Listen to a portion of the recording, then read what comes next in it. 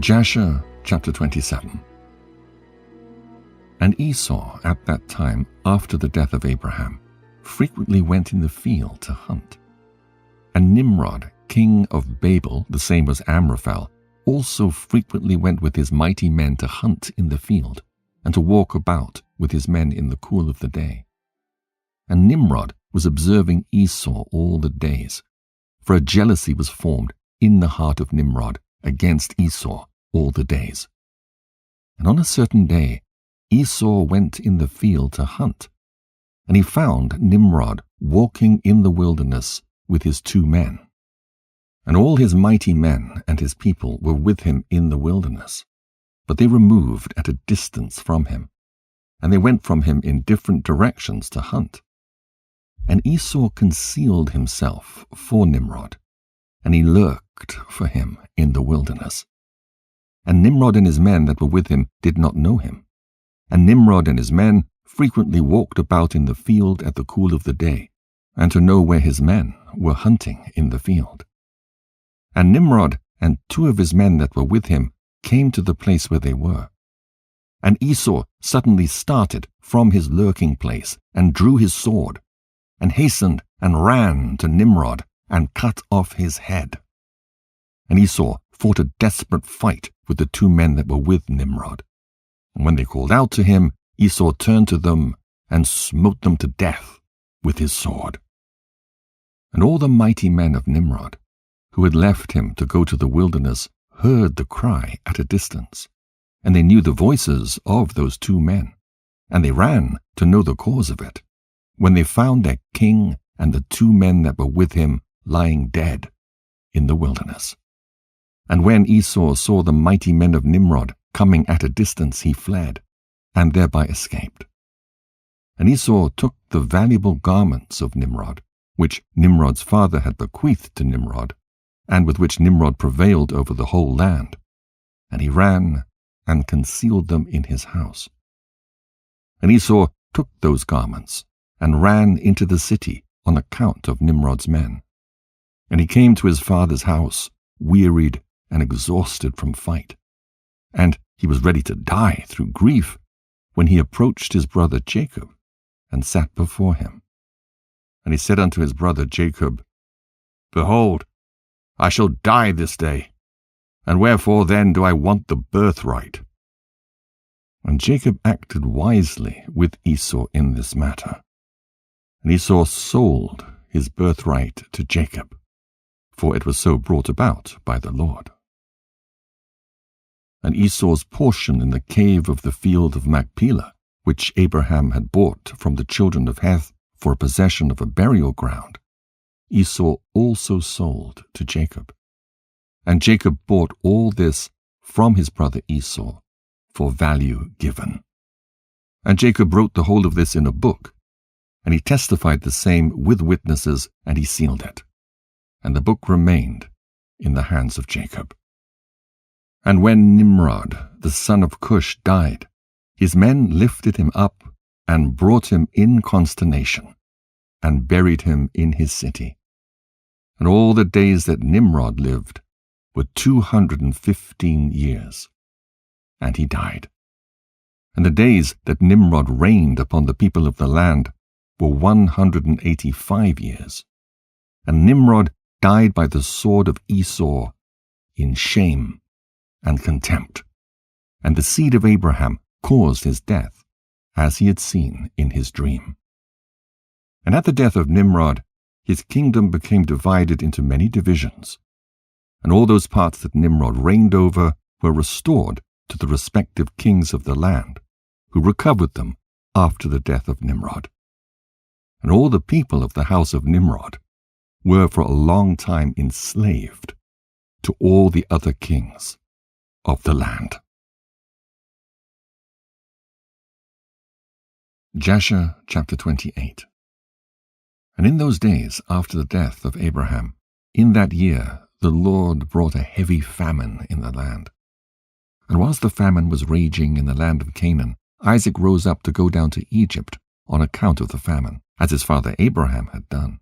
And the Lord appeared that night to Isaac, and he said to him, Do not go down to Egypt, but rise and go to Gerar, to Abimelech king of the Philistines, and remain there till the famine shall cease. And Isaac rose up and went to Gerar as the Lord commanded him, and he remained there a full year. And when Isaac came to Gerar, the people of the land saw that Rebekah his wife was of a beautiful appearance. And the people of Gerar asked Isaac concerning his wife, and he said, She is my sister. For he was afraid to say she was his wife, lest the people of the land should slay him on account of her. And the princes of Abimelech went and praised the woman to the king. But he answered them not, neither did he attend to their words. But he heard them say that Isaac declared her to be his sister. So the king reserved this within himself. And when Isaac had remained 3 months in the land, Abimelech looked out at the window, and he saw, and behold, Isaac was sporting with Rebekah his wife. For Isaac dwelt in the outer house belonging to the king, so that the house of Isaac was opposite the house of the king. And the king said unto Isaac, What is this thou hast done to us, in saying of thy wife, She is my sister? How easily might one of the great men of the people have lain with her, and thou wouldst then have brought guilt upon us. And Isaac said unto Abimelech, Because I was afraid lest I die on account of my wife, therefore I said, She is my sister. At that time Abimelech gave orders to all his princes and great men, and they took Isaac and Rebekah his wife, and brought them before the king.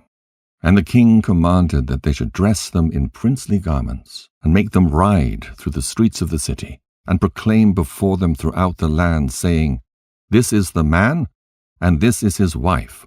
Whoever toucheth this man or his wife shall surely die.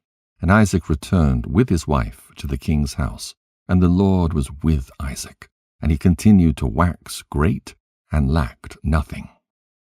And the Lord caused Isaac to find favor in the sight of Abimelech, and in the sight of all his subjects. And Abimelech acted well with Isaac, for Abimelech remembered the oath and the covenant that existed between his father and Abraham. And Abimelech said unto Isaac, Behold, the whole earth is before thee. Dwell wherever it may seem good in thy sight, until thou shalt return to thy land. And Abimelech gave Isaac fields and vineyards, and the best part of the land of Gerar, to sow and reap and eat the fruits of the ground, until the days of the famine should have passed by. And Isaac sowed in that land, and received 100-fold in the same year, and the Lord blessed him. And the man waxed great, and he had possession of flocks, and possession of herds, and great store of servants. And when the days of the famine had passed away, the Lord appeared to Isaac, and said unto him, Rise up, go forth from this place, and return to thy land, to the land of Canaan. And Isaac rose up, and returned to Hebron, which is in the land of Canaan, he and all belonging to him, as the Lord commanded him. And after this, Shelach, the son of Arpachshad, died in that year, which is the 18th year of the lives of Jacob and Esau. And all the days that Shelach lived were 433 years, and he died. At that time Isaac sent his younger son Jacob to the house of Shem and Eber, and he learned the instructions of the Lord. And Jacob remained in the house of Shem and Eber for 32 years. And Esau his brother did not go, for he was not willing to go, and he remained in his father's house in the land of Canaan. And Esau was continually hunting in the fields to bring home what he could get. So did Esau all the days. And Esau was a designing and deceitful man, one who hunted after the hearts of men and inveigled them. And Esau was a valiant man in the field, and in the course of time went as usual to hunt. And he came as far as the field of Seir, the same is Edom. And he remained in the land of Seir, hunting in the field 1 year and 4 months. And Esau there saw in the land of Seir the daughter of a man of Canaan, and her name was Jehudith, the daughter of Beeri, son of Ephah, from the families of Heth, the son of Canaan. And Esau took her for a wife, and he came unto her. 40 years old was Esau when he took her, and he brought her to Hebron, the land of his father's dwelling place, and he dwelt there. And it came to pass in those days, in the 110th year of the life of Isaac, that is, in the 50th year of the life of Jacob, in that year died Shem, the son of Noah. Shem was 600 years old at his death. And when Shem died, Jacob returned to his father to Hebron, which is in the land of Canaan. And in the 56th year of the life of Jacob, people came from Haran, and Rebekah was told concerning her brother Laban, the son of Bethuel. For the wife of Laban was barren in those days, and bare no children, and also all his handmaids bare none to him. And the Lord afterward remembered Adinah, the wife of Laban, and she conceived and bare twin daughters, and Laban called the names of his daughters, the name of the elder Leah, and the name of the younger Rachel. And those people came and told these things to Rebekah. And Rebekah rejoiced greatly that the Lord had visited her brother, and that he had got children.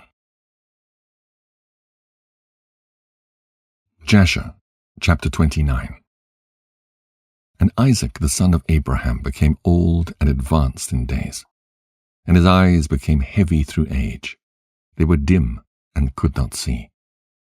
At that time Isaac called unto Esau his son, saying, Get, I pray thee, thy weapons, thy quiver and thy bow.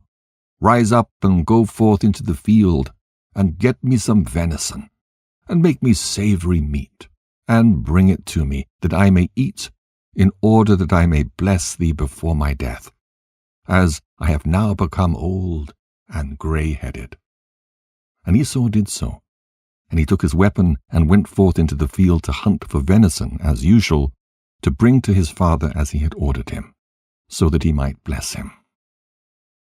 And Rebekah heard all the words that Isaac had spoken unto Esau. And she hastened and called her son Jacob, saying, Thus did thy father speak unto thy brother Esau, and thus did I hear. Now therefore hasten thou, and make that which I shall tell thee. Rise up and go, I pray thee, to the flock, and fetch me 2 fine kids of the goats, and I will get the savory meat for thy father. And thou shalt bring the savory meat, that he may bless and eat, before thy brother shall have come from the chase, in order that thy father may bless thee.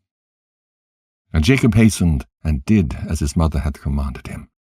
And he made the savory meat, and brought it before his father, before Esau had come from his chase. And Isaac said unto Jacob, Who art thou, my son? And he said, I am thy firstborn, Esau. I have done as thou didst order me. Now therefore rise up, I pray thee, and eat of my hunt, in order that thy soul may bless me, as thou didst speak unto me. And Isaac rose up, and he ate and he drank, and his heart was comforted. And he blessed Jacob, and Jacob went away from his father. And as soon as Isaac had blessed Jacob, and he'd gone away from him, behold, Esau came from his hunt from the field, and he also made savory meat, and brought it to his father to eat thereof, and to bless him. And Isaac said unto Esau, And who was he that has taken venison, and brought it to me before thou camest, and whom I did bless? And Esau knew that his brother Jacob had done this. And the anger of Esau was kindled against his brother Jacob, that he had acted thus toward him. And Esau said, Is he not rightly called Jacob? For he has supplanted me twice. He took away my birthright, and now he's taken away my blessing. And Esau wept greatly. And when Isaac heard the voice of his son Esau weeping, Isaac said unto Esau, What can I do, my son? Thy brother came with subtlety, and took away thy blessing. And Esau hated his brother Jacob, on account of the blessing that his father had given him, and his anger was greatly roused against him. And Jacob was very much afraid of his brother Esau, and he rose up and fled to the house of Eber, the son of Shem, and he concealed himself there on account of his brother. And Jacob was 63 years old when he went forth from the land of Canaan from Hebron. And Jacob was concealed in Eber's house 14 years on account of his brother Esau. And he there continued to learn the ways of the Lord and his commandments. And when Esau saw that Jacob had fled and escaped from him, and that Jacob had cunningly obtained the blessing, then Esau grieved exceedingly, and he was also vexed at his father and mother. And he also rose up and took his wife, and went away from his father and mother to the land of Seir, and he dwelt there. And Esau saw there a woman from amongst the daughters of Heth, whose name was Bosmath, the daughter of Elon the Hittite. And he took her for a wife, in addition to his first wife. And Esau called her name Adah, saying the blessing had in that time passed from him. And Esau dwelt in the land of Seir 6 months, without seeing his father and mother. And afterward Esau took his wives, and rose up and returned to the land of Canaan.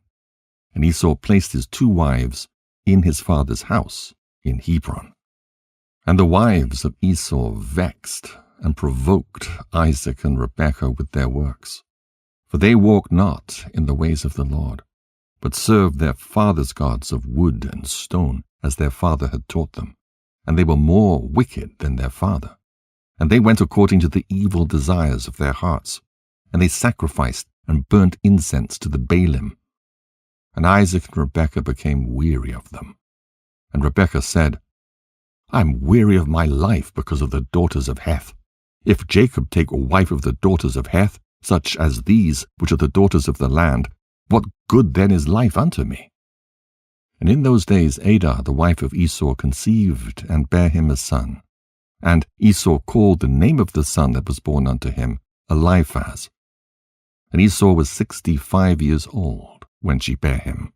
And Ishmael, the son of Abraham, died in those days, in the 64th year of the life of Jacob. And all the days that Ishmael lived were 137 years. And he died. And when Isaac heard that Ishmael was dead, he mourned for him. And Isaac lamented over him many days.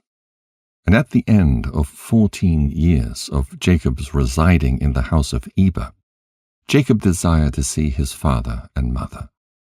And Jacob came to the house of his father and mother to Hebron. And Esau had in those days forgotten what Jacob had done to him in having taken the blessing from him in those days.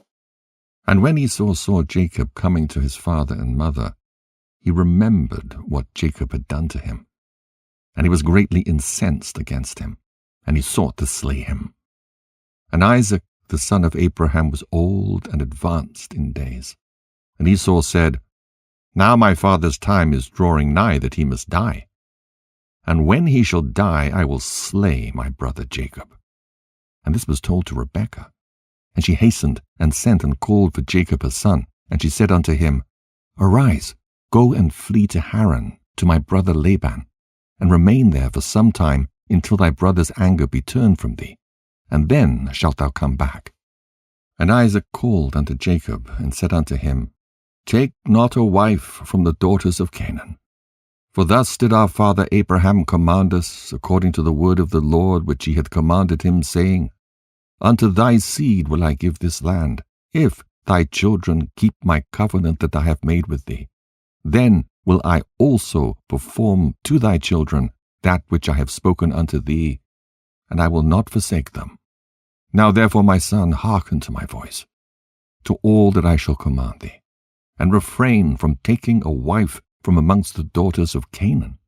Arise, go to Haran, to the house of Bethuel, thy father's mother, and take unto thee a wife from there, from the daughters of Laban, thy mother's brother.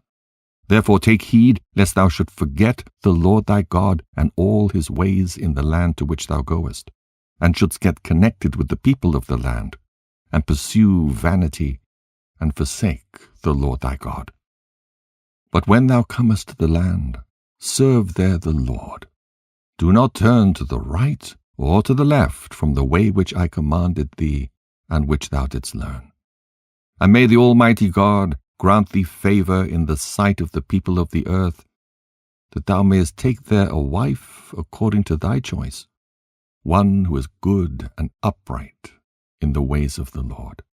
And may God give unto thee and thy seed the blessing of thy father Abraham, and make thee fruitful and multiply thee, and mayest thou become a multitude of people in the land whither thou goest. And may God cause thee to return to this land, the land of thy father's dwelling, with children and great riches, with joy and with pleasure. And Isaac finished commanding Jacob and blessing him, and he gave him many gifts, together with silver and gold, and he sent him away. And Jacob hearkened to his father and mother. He kissed them and arose and went to Padan Aram. And Jacob was 77 years old when he went out from the land of Canaan, from Beersheba.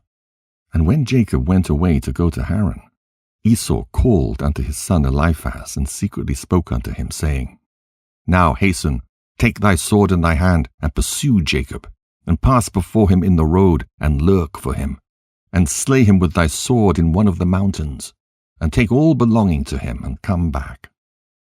And Eliphaz the son of Esau was an active man, an expert with the bow, as his father had taught him, and he was a noted hunter in the field, and a valiant man. And Eliphaz did as his father had commanded him. And Eliphaz was at that time 13 years old. And Eliphaz rose up and went and took 10 of his mother's brothers with him, and pursued Jacob. And he closely followed Jacob, and he lurked for him in the border of the land of Canaan, opposite to the city of Shechem. And Jacob saw Eliphaz and his men pursuing him. And Jacob stood still in the place in which he was going, in order to know what it was, for he did not know the thing. And Eliphaz drew his sword, and he went on advancing, he and his men, toward Jacob. And Jacob said unto them, What is to do with you that you've come hither? And what meaneth it that you pursue with your swords? And Eliphaz came near to Jacob, and he answered and said unto him, Thus did my father command me, and now therefore I will not deviate from the orders which my father gave me. And when Jacob saw that Esau had spoken to Eliphaz to employ force, Jacob then approached and supplicated Eliphaz and his men, saying to him, Behold all that I have, and which my father and mother gave unto me, that take unto thee, and go from me, and do not slay me, and may this thing be accounted unto thee a righteousness.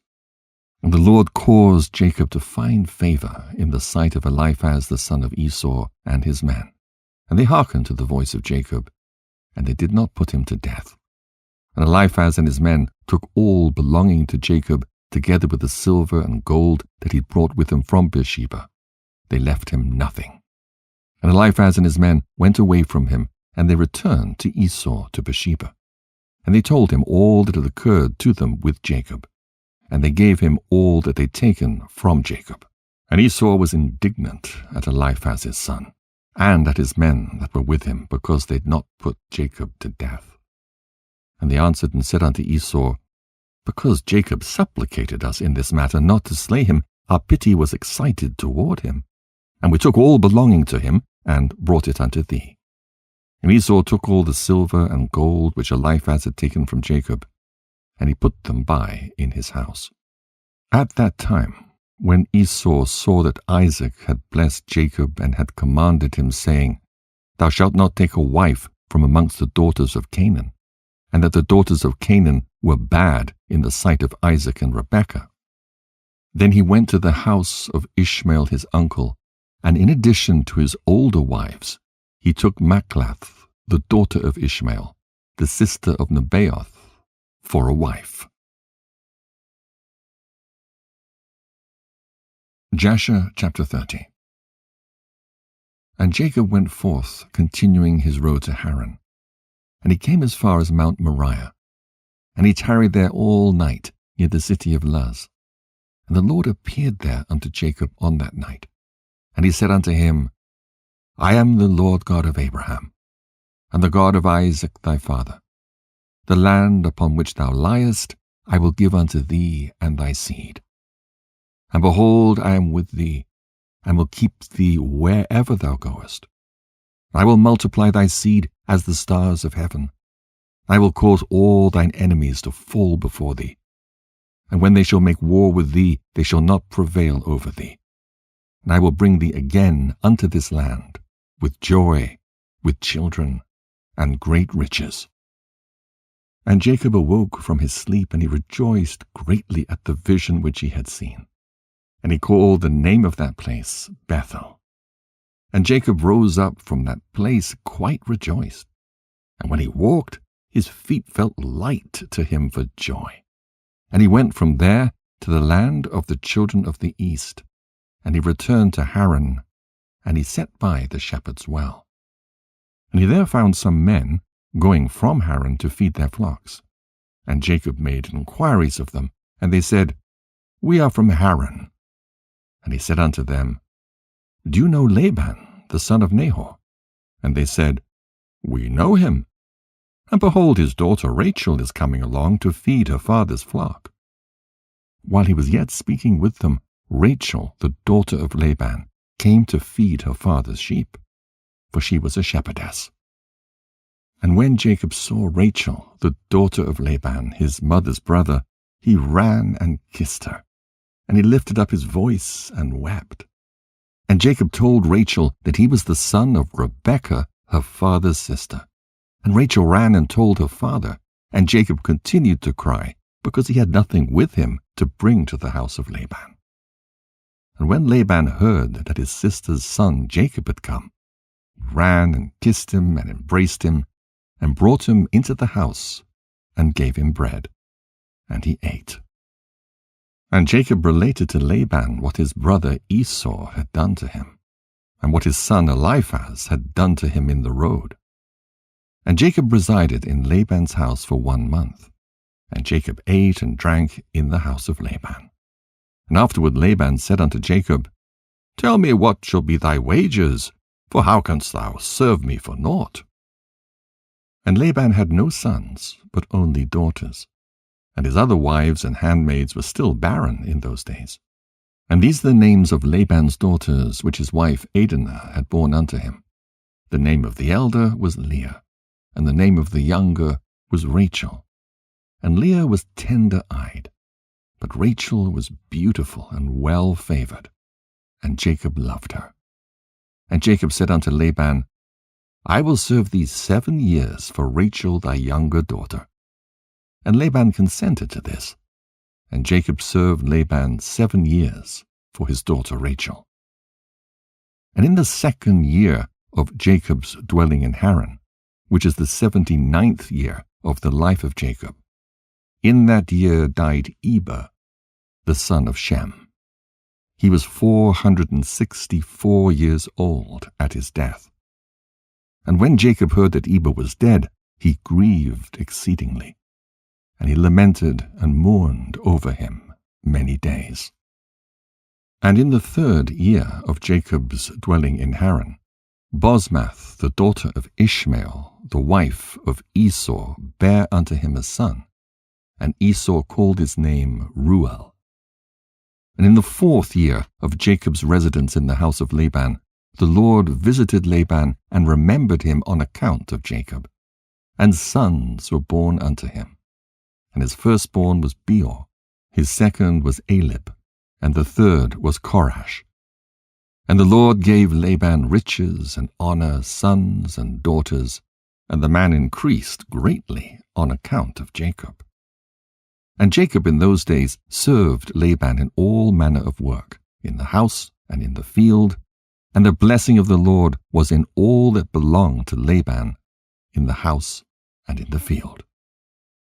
And in the 5th year died Jehudith, the daughter of Beeri, the wife of Esau in the land of Canaan. And she had no sons, but daughters only. And these are the names of her daughters which she bare to Esau. The name of the elder was Marzith, and the name of the younger was Puith. And when Jehudith died, Esau rose up and went to Seir to hunt in the field as usual. And Esau dwelt in the land of Seir for a long time. And in the 6th year Esau took for a wife, in addition to his other wives, Ahlibamah, the daughter of Zebulun the Hivite. And Esau brought her to the land of Canaan. And Ahlibamah conceived and bare Esau 3 sons, Yeosh, Yeelan, and Korah. And in those days in the land of Canaan there was a quarrel between the herdsmen of Esau and the herdsmen of the inhabitants of the land of Canaan. For Esau's cattle and goods were too abundant for him to remain in the land of Canaan, in his father's house, and the land of Canaan could not bear him on account of his cattle. And when Esau saw that his quarreling increased with the inhabitants of the land of Canaan, he rose up and took his wives and his sons and his daughters, and all belonging to him, and the cattle which he possessed, and all his property that he had acquired in the land of Canaan. And he went away from the inhabitants of the land to the land of Seir. And Esau and all belonging to him dwelt in the land of Seir. But from time to time Esau would go and see his father and mother in the land of Canaan. And Esau intermarried with the Horites, and he gave his daughters to the sons of Seir the Horite. And he gave his elder daughter Marzith to Anah, the son of Zebeon, his wife's brother. And Puith he gave to Azar, the son of Bilhan the Horite. And Esau dwelt in the mountain, he and his children, and they were fruitful and multiplied. Jasher chapter 31. And in the 7th year, Jacob's service which he served Laban was completed. And Jacob said unto Laban, Give me my wife, for the days of my service are fulfilled. And Laban did so. And Laban and Jacob assembled all the people of that place, and they made a feast. And in the evening Laban came to the house, and afterward Jacob came there with the people of the feast. And Laban extinguished all the lights that were there in the house. And Jacob said unto Laban, Wherefore dost thou do this thing unto us? And Laban answered, Such is our custom to act in this land. And afterward Laban took his daughter Leah, and he brought her to Jacob. And he came to her, and Jacob did not know that she was Leah. And Laban gave his daughter Leah his maid Zilpah for a handmaid. And all the people of the feast knew what Laban had done to Jacob, but they did not tell the thing to Jacob. And all the neighbors came that night to Jacob's house, and they ate and drank and rejoiced, and played before Leah upon timbrels and with dances, and they responded before Jacob, Heliah, Heliah. And Jacob heard their words, but did not understand their meaning, for he thought such might be their custom in this land. And the neighbors spoke these words before Jacob during the night, and all the lights that were in the house Laban had that night extinguished. And in the morning, when daylight appeared, Jacob turned to his wife, and he saw, and behold, it was Leah that had been lying in his bosom. And Jacob said, Behold, now I know what the neighbors said last night, Heliah. They said, and I knew it not. And Jacob called unto Laban, and said unto him, What is this that thou didst unto me? Surely I served for Rachel, and why didst thou deceive me, and didst give me Leah? And Laban answered Jacob, saying, Not so is it done in our place to give the younger before the elder. Now, therefore, if thou desirest to take a sister likewise, take her unto thee for the service which thou wilt serve me for another 7 years. And Jacob did so. And he also took Rachel for a wife. And he served Laban 7 years more. And Jacob also came to Rachel, and he loved Rachel more than Leah. And Laban gave his maid Bilhah for a handmaid. And when the Lord saw that Leah was hated, the Lord opened her womb, and she conceived, and bare Jacob 4 sons in those days. And these are their names, Reuben, Simeon, Levi, and Judah. And she afterward left bearing. And at that time Rachel was barren, and she had no offspring. And Rachel envied her sister Leah. And when Rachel saw that she bare no children to Jacob, she took her handmaid Bilhah, and she bare Jacob 2 sons, Dan and Naphtali. And when Leah saw that she had left bearing, she also took her handmaid Zilpah, and she gave her to Jacob for a wife. And Jacob also came to Zilpah, and she also bare Jacob 2 sons, Gad and Asher. And Leah again conceived, and bare Jacob in those days 2 sons and 1 daughter. And these are their names, Issachar, Zebulun, and their sister Dinah. And Rachel was still barren in those days. And Rachel prayed unto the Lord at that time, and she said, O Lord God, remember me, and visit me, I beseech thee. For now my husband will cast me off, for I have borne him no children. Now, O Lord God, hear my supplication before thee, and see my affliction, and give me children, like one of the handmaids, that I may no more bear my reproach. And God heard her, and opened her womb. And Rachel conceived and bare a son, and she said, The Lord has taken away my reproach. And she called his name Joseph, saying, May the Lord add to me another son. And Jacob was 91 years old when she bare him. At that time Jacob's mother Rebekah sent her nurse Deborah, the daughter of Uz, and 2 of Isaac's servants unto Jacob. And they came to Jacob to Haran, and they said unto him, Rebekah has sent us to thee, that thou shalt return to thy father's house, to the land of Canaan. And Jacob hearkened unto them in this which his mother had spoken. At that time the other 7 years which Jacob served Laban for Rachel were completed. And it was at the end of 14 years that he had dwelt in Haran, that Jacob said unto Laban, Give me my wives, and send me away, that I may go to my land. For behold, my mother did send unto me from the land at Canaan, that I should return to my father's house. And Laban said unto him, Not so, I pray thee. If I have found favor in thy sight, do not leave me. Appoint me thy wages, and I will give them, and remain with me. And Jacob said unto him, This is what thou shalt give me for wages, that I shall this day pass through all thy flock, and take away from them every lamb that is speckled and spotted, and such as are brown among the sheep and amongst the goats.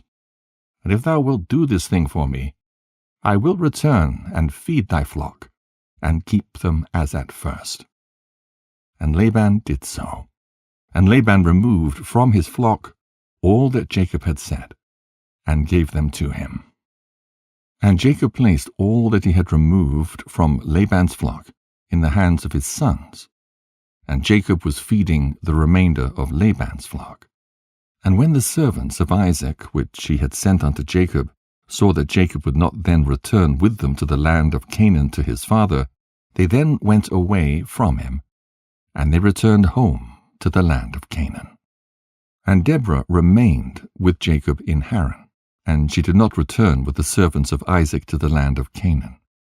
And Deborah resided with Jacob's wives and children in Haran. And Jacob served Laban 6 years longer. And when the sheep brought forth, Jacob removed from them such as were speckled and spotted, as he had determined with Laban. And Jacob did so at Laban's for 6 years. And the man increased abundantly, and he had cattle, and maidservants, and menservants, camels, and asses. And Jacob had 200 drove of cattle, and his cattle were of large size and of beautiful appearance, and were very productive. And all the families of the sons of men desired to get some of the cattle of Jacob, for they were exceedingly prosperous. And many of the sons of men came to procure some of Jacob's flock.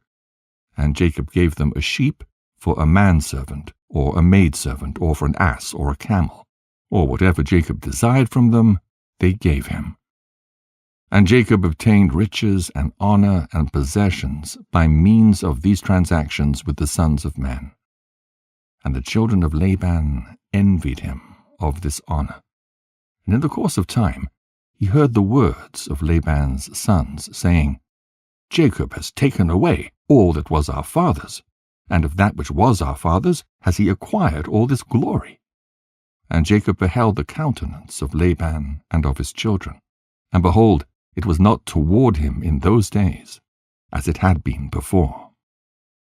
And the Lord appeared to Jacob at the expiration of 6 years, and said unto him, Arise, go forth out of this land, and return to the land of thy birthplace, and I will be with thee. And Jacob rose up at that time, and he mounted his children and wives, and all belonging to him upon camels, and he went forth to go to the land of Canaan, to his father. And Laban did not know that Jacob had gone from him, for Laban had been that day sheep-shearing. And Rachel stole her father's images, and she took them, and she concealed them upon the camel upon which she sat, and she went on. And this is the manner of the images. In taking a man who is the firstborn, and slaying him, and taking the hair off his head, and taking salt, and salting the head, and anointing it in oil, then taking a small tablet of copper, or a tablet of gold, and writing the name upon it, and placing the tablet under his tongue, and taking the head with the tablet under the tongue, and putting it in the house, and lighting up lights before it, and bowing down to it. And at the time when they bow down to it, it speaketh to them in all matters that they ask of it, through the power of the name which is written in it. And some will make them in the figures of men, of gold and silver, and go to them in times known to them. And the figures receive the influence of the stars, and tell them future things. And in this manner were the images which Rachel stole from her father. And Rachel stole these images which were her father's, in order that Laban might not know through them where Jacob had gone. And Laban came home, and he asked concerning Jacob and his household. And he was not to be found. And Laban sought his images to know where Jacob had gone, and could not find them. And he went to some other images, and he inquired of them, and they told him that Jacob had fled from him to his fathers, to the land of Canaan. And Laban then rose up, and he took his brothers and all his servants, and he went forth and pursued Jacob, and he overtook him in Mount Gilead. And Laban said unto Jacob, What is this thou hast done to me, to flee and deceive me, and lead my daughters and their children as captives taken by the sword? And thou didst not suffer me to kiss them, and send them away with joy. And thou didst steal my gods, and didst go away. And Jacob answered Laban, saying, Because I was afraid, lest thou wouldst take thy daughters by force from me. And now, with whomsoever thou findest thy gods, he shall die. And Laban searched for the images, and he examined in all Jacob's tents and furniture, but could not find them. And Laban said unto Jacob, We will make a covenant together, and it shall be a testimony between me and thee. If thou shalt afflict my daughters, or shalt take other wives beside my daughters, even God shall be a witness between me and thee in this matter. And they took stones and made a heap. And Laban said, This heap is a witness between me and thee. Therefore he called the name thereof Gilead. And Jacob and Laban offered sacrifice upon the mount, and they ate there by the heap, and they tarried in the mount all night. And Laban rose up early in the morning, and he wept with his daughters, and he kissed them, and he returned to his place. And he hastened and sent off his son Beor, who was 17 years old, with Abikaroph, the son of Uz, the son of Nahor, and with them were 10 men. And they hastened and went and passed on the road before Jacob. And they came by another road to the land of Seir. And they came unto Esau, and said unto him, Thus saith thy brother and relative, thy mother's brother Laban, the son of Bethuel, saying, Hast thou heard what Jacob thy brother has done unto me, who first came to me naked and bare, and I went to meet him, and brought him to my house with honor, and I made him great, and I gave him my 2 daughters for wives, and also 2 of my maids. And God blessed him on my account, and he increased abundantly, and had sons, daughters, and maidservants. He has also an immense stock of flocks and herds, camels and asses, also silver and gold in abundance. And when he saw that his wealth increased, he left me, whilst I went to shear my sheep, and he rose up and fled in secrecy. And he lifted his wives and children upon camels, and he led away all his cattle and property which he acquired in my land. And he lifted up his countenance to go to his father Isaac, to the land of Canaan. And he did not suffer me to kiss my daughters and their children, and he led my daughters as captives taken by the sword, and he also stole my gods, and he fled. And now I have left him in the mountain of the Book of Jasher, him and all belonging to him. He lacketh nothing. If it be thy wish to go to him, go then, and there wilt thou find him, and thou canst do unto him as thy soul desireth.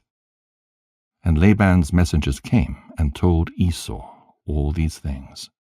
And Esau heard all the words of Laban's messengers, and his anger was greatly kindled against Jacob. And he remembered his hatred, and his anger burned within him. And Esau hastened and took his children and servants and the souls of his household, being 60 men. And he went and assembled all the children of Seir the Horite and their people, being 340 men, and took all this number of 400 men with drawn swords. And he went unto Jacob to smite him. And Esau divided this number into several parts. And he took the 60 men of his children and servants and the souls of his household as one head, and he gave them in care of Eliphaz his eldest son. And the remaining heads he gave to the care of the 6 sons of Seir the Horite, and he placed every man over his generations and children.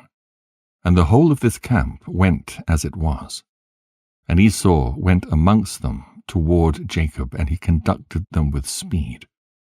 And Laban's messengers departed from Esau and went to the land of Canaan, and they came to the house of Rebekah, the mother of Jacob and Esau. And they told her, saying, Behold, thy son Esau has gone against his brother Jacob with 400 men, for he heard that he was coming, and he's gone to make war with him, and to smite him, and to take all that he has. And Rebekah hastened, and sent 72 men from the servants of Isaac to meet Jacob on the road. For she said, Peradventure Esau may make war in the road when he meets him. And these messengers went on the road to meet Jacob. And they met him in the road of the brook, on the opposite side of the brook Jabbok. And Jacob said when he saw them, This camp is destined to me from God. And Jacob called the name of that place Machnaim. And Jacob knew all his father's people. And he kissed them and embraced them and came with them. And Jacob asked them concerning his father and mother, and they said, They were well. And these messengers said unto Jacob, Rebekah thy mother hath sent us to thee, saying, I have heard, my son, that thy brother Esau has gone forth against thee on the road with men from the children of Seir the Horite. And therefore, my son, hearken to my voice, and see with thy counsel what thou wilt do. And when he cometh up to thee, supplicate him, and do not speak rashly to him, and give him a present from what thou possessest, and from what God has favored thee with. And when he asketh thee concerning thy affairs, conceal nothing from him. Perhaps he may turn from his anger against thee, and thou wilt thereby save thy soul, thou and all belonging to thee.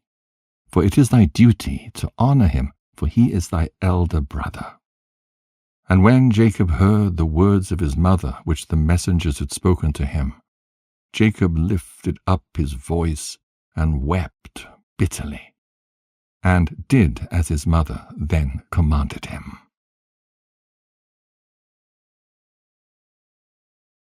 Jasher chapter 32. And at that time Jacob sent messengers to his brother Esau toward the land of Seir, and he spoke to him words of supplication. And he commanded them, saying, Thus shall he say to my lord, to Esau, Thus saith thy brother Jacob, Let not my lord imagine that my father's blessings with which he did bless me has proved beneficial to me. For I have been these 20 years with Laban, and he deceived me and changed my wages 10 times, as it has already been told unto my lord. And I served him in his house very laboriously. And God afterward saw my affliction, my labor, and the work of my hands, and he caused me to find grace and favor in his sight. And I afterward, through God's great mercy and kindness, required oxen and asses and cattle and menservants and maidservants. And now I am coming to my land and my home, to my father and mother, who are in the land of Canaan. And I have sent to let my Lord know all this, in order to find favor in sight of my Lord, so that he may not imagine that I have of myself obtained wealth, or that the blessing with which my father blessed me has benefited me. And those messengers went to Esau, and found him on the borders of the land of Edom, going toward Jacob, and 400 men of the children of Seir the Horite were standing with drawn swords. And the messengers of Jacob told Esau all the words that Jacob had spoken to them concerning Esau. And Esau answered them with pride and contempt, and said unto them, Surely I have heard, and truly it has been told unto me, what Jacob has done to Laban, who exalted him in his house, gave him daughters for wives, and he begat sons and daughters, and abundantly increased in wealth and riches in Laban's house through his means. And when he saw that his wealth was abundant, and his riches great, he fled with all belonging to him from Laban's house, and he led Laban's daughters away from the face of their father as captives taken by the sword, without telling him of it. And not only to Laban has Jacob done thus, but also unto me has he done so, and has twice supplanted me. And shall I be silent? Now therefore I have this day come with my camps to meet him, and I will do unto him according to the desire of my heart. And the messengers returned, and came to Jacob, and said unto him, We came to thy brother, to Esau, and we told him all thy words, and thus has he answered us. And behold, he cometh to meet thee with 400 men. Now then know and see what thou shalt do, and pray before God to deliver thee from him. And when he heard the words of his brother which he had spoken to the messengers of Jacob, Jacob was greatly afraid, and he was distressed. And Jacob prayed to the Lord his God, and he said, O Lord God of my fathers, Abraham and Isaac, thou didst say unto me when I went away from my father's house, saying, I am the Lord God of thy father and the God of Isaac. Unto thee do I give this land, and thy seed after thee. And I will make thy seed as the stars of heaven, and thou shalt spread forth to the 4 sides of heaven. And in thee and in thy seed shall all the families of the earth be blessed. And thou didst establish thy words, and didst give unto me riches and children and cattle, as the utmost wishes of my heart didst thou give unto thy servant. Thou didst give unto me all that I asked from thee, so that I lacked nothing. And thou didst afterward say unto me, Return to thy parents and to thy birthplace, and I will still do well with thee. And now that I have come, and thou didst deliver me from Laban, I shall fall in the hands of Esau, who will slay me, yea, together with the mothers of my children. Now therefore, O Lord God, deliver me, I pray thee, and also from the hands of my brother Esau. For I am greatly afraid of him. And if there is no righteousness in me, do it for the sake of Abraham and my father Isaac. For I know that through kindness and mercy have I acquired this wealth. Now therefore I beseech thee to deliver me this day with thy kindness, and to answer me. And Jacob ceased praying to the Lord. And he divided the people that were with him, with the flocks and cattle, into 2 camps. And he gave the half to the care of Damasek, the son of Eleazar, Abraham's servant, for a camp with his children. And the other half he gave to the care of his brother Elianas, the son of Eleazar, to be for a camp with his children. And he commanded them, saying, Keep yourselves at a distance with your camps, and do not come too near each other. And if Esau come to one camp and slay it, the other camp at a distance from it will escape him. And Jacob tarried there that night, and during the whole night he gave his servants instructions concerning the forces and his children. And the Lord heard the prayer of Jacob on that day, and the Lord then delivered Jacob from the hands of his brother Esau. And the Lord sent 3 angels of the angels of heaven, and they went before Esau and came to him. And these angels appeared unto Esau and his people as 2,000 men riding upon horses furnished with all sorts of war instruments. And they appeared in the sight of Esau and all his men to be divided into 4 camps, with 4 chiefs to them. And one camp went on. And they found Esau coming with 400 men toward his brother Jacob. And this camp ran toward Esau and his people and terrified them. And Esau fell off the horse in alarm, and all his men separated from him in that place, for they were greatly afraid. And the whole of the camp shouted after them when they fled from Esau. And all the warlike men answered, saying, Surely we are the servants of Jacob, who is the servant of God. And who then can stand against us? And Esau said unto them, O then, my lord and brother Jacob is your lord, whom I have not seen for these 20 years. And now that I have this day come to see him, do you treat me in this manner? And the angels answered him, saying, As the Lord liveth, were not Jacob, of whom thou speakest, thy brother, we had not let one remaining from thee and thy people. But only on account of Jacob we will do nothing to them. And this camp passed from Esau and his men, and it went away. And Esau and his men had gone from them about a league, when the second camp came toward him with all sorts of weapons. And they also did unto Esau and his men as the first camp had done to them. And when they had left it to go on, behold, the third camp came toward him, and they were all terrified. And Esau fell off the horse, and the whole camp cried out and said, Surely we are the servants of Jacob, who is the servant of God, and who can stand against us? And Esau again answered them, saying, O then, Jacob my lord, and your lord is my brother, and for 20 years I have not seen his countenance. And hearing this day that he was coming, I went this day to meet him. And do you treat me in this manner? And they answered him and said unto him, As the Lord liveth, were not Jacob thy brother, as thou didst say, we had not left a remnant from thee and thy men. But on account of Jacob, of whom thou speakest, being thy brother, we will not meddle with thee or thy men. And the third camp also passed from them. And he still continued his road with his men toward Jacob, when the fourth camp came toward him. And they also did unto him and his men as the others had done. And when Esau beheld the evil which the 4 angels had done to him and to his men, he became greatly afraid of his brother Jacob, and he went to meet him in peace.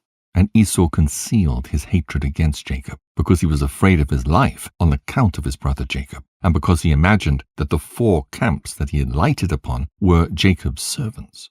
And Jacob tarried that night with his servants in their camps, and he resolved with his servants to give unto Esau a present from all that he had with him. And Jacob tarried that night with his servants in their camps. And he resolved with his servants to give unto Esau a present from all that he had with him, and from all his property. And Joseph rose up in the morning, he and his men, and they chose from amongst the cattle a present for Esau. And this is the amount of the present which Jacob chose from his flock to give unto his brother Esau. And he selected 240 head from the flocks, and he selected from the camels and asses 30 each, and of the herds he chose 50 kine. And he put them all in 10 droves, and he placed each sort by itself. And he delivered them into the hands of 10 of his servants, each drove by itself. And he commanded them, and said unto them, Keep yourselves at a distance from each other, and put a space between the droves.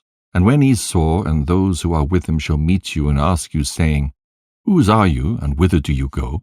And to whom belongeth all this before you? You shall say unto them, We are the servants of Jacob, and we come to meet Esau in peace. And behold, Jacob cometh behind us, and that which is before us is a present sent from Jacob to his brother Esau. And if they shall say unto you, Why doth he delay behind you from coming to meet his brother and to see his face? Then you shall say unto them, Surely he cometh joyfully behind us to meet his brother. For he said, I will appease him with the present that goeth to him, and after this I will see his face, peradventure he will accept of me. So the whole present passed on in the hands of his servants, and went before him on that day. And he lodged that night with his camps by the border of the brook of Jabbok. And he rose up in the midst of the night, And he took his wives and his maidservants, and all belonging to him, and he that night passed them over the ford Jabbok. And when he passed all belonging to him over the brook, Jacob was left by himself, and a man met him. And he wrestled with him that night until the breaking of the day. And the hollow of Jacob's thigh was out of joint through wrestling with him. And at the break of day, the man left Jacob there, and he blessed him and went away. And Jacob passed the brook at the break of day, and he halted upon his thigh. And the sun rose upon him when he passed the brook, and he came up to the place of his cattle and children. And they went on till midday, and whilst they were going, the present was passing on before them. And Jacob lifted up his eyes and looked, and behold, Esau was at a distance, coming along with many men, about 400, and Jacob was greatly afraid of his brother. And Jacob hastened and divided his children unto his wives and his handmaids, and his daughter Dinah he put in a chest, and delivered her into the hands of his servants. And he passed before his children and wives to meet his brother, and he bowed down to the ground. Yea, he bowed down 7 times until he approached his brother. And God caused Jacob to find grace and favor in the sight of Esau and his men, for God had heard the prayer of Jacob. And the fear of Jacob and his terror fell upon his brother Esau, for Esau was greatly afraid of Jacob for what the angels of God had done to Esau. And Esau's anger against Jacob was turned into kindness. And when Esau saw Jacob running toward him, he also ran toward him, and he embraced him, and he fell upon his neck, and they kissed, and they wept. And God put fear and kindness toward Jacob in the hearts of the men that came with Esau. And they also kissed Jacob and embraced him. And also Eliphaz, the son of Esau, with his 4 brothers, sons of Esau, wept with Jacob, and they kissed him and embraced him, for the fear of Jacob had fallen upon them all. And Esau lifted up his eyes, and saw the women with their offspring, the children of Jacob, walking behind Jacob, and bowing along the road to Esau.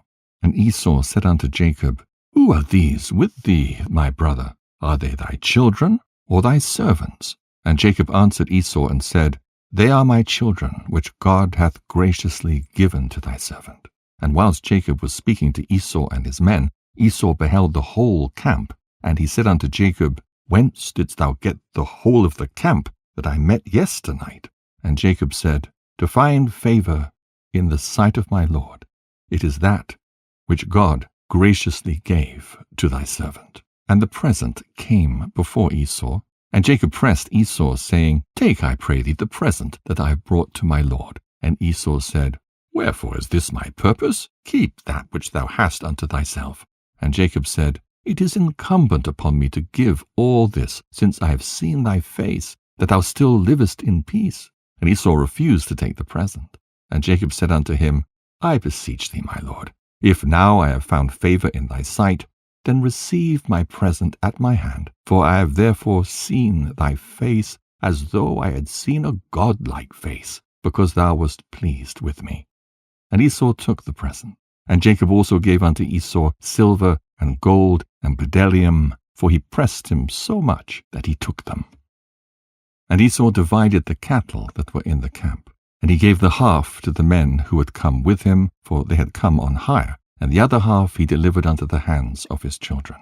And the silver and gold and bdellium he gave in the hands of Eliphaz his eldest son. And Esau said unto Jacob, Let us remain with thee, and we will go slowly along with thee until thou comest to my place with me, that we may dwell there together. And Jacob answered his brother and said, I would do as my Lord speaketh unto me, but my Lord knoweth that the children are tender, and the flocks and herds with their young who are with me go but slowly. For if they went swiftly, they would all die, for thou knowest their burdens and their fatigue. Therefore let my Lord pass on before his servant, and I will go on slowly for the sake of the children and the flock, until I come to my Lord's place, to Seir. And Esau said unto Jacob, I will place with thee some of the people that are with me to take care of thee in the road, and to bear thy fatigue and burden. And he said, What needeth it, my lord, if I may find grace in thy sight? Behold, I will come unto thee to Seir, to dwell there together as thou hast spoken. Go thou then with thy people, for I will follow thee. And Jacob said this to Esau, in order to remove Esau and his men from him, so that Jacob might afterward go to his father's house, to the land of Canaan. And Esau hearkened to the voice of Jacob. And Esau returned with the 400 men that were with him on their road to Seir. And Jacob and all belonging to him went that day as far as the extremity of the land of Canaan in its borders, and he remained there for some time.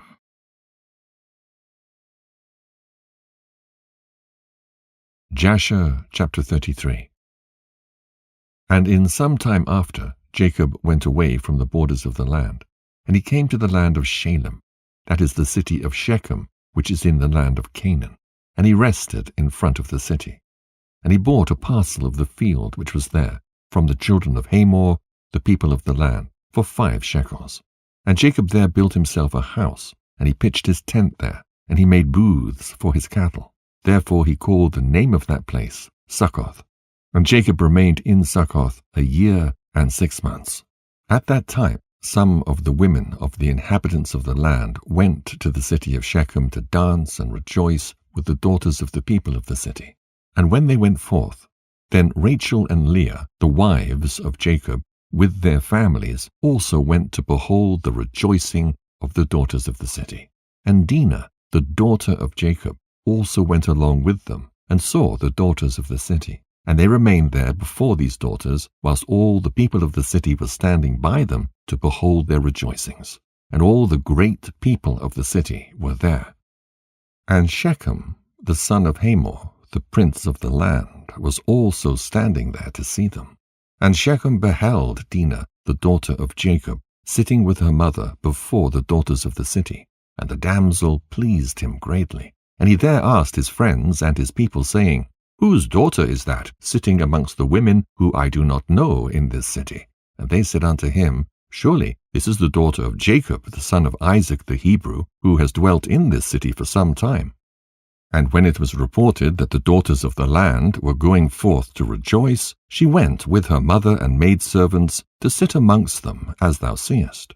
And Shechem beheld Dinah, the daughter of Jacob. And when he looked at her, his soul became fixed upon Dinah. And he sent and had her taken by force.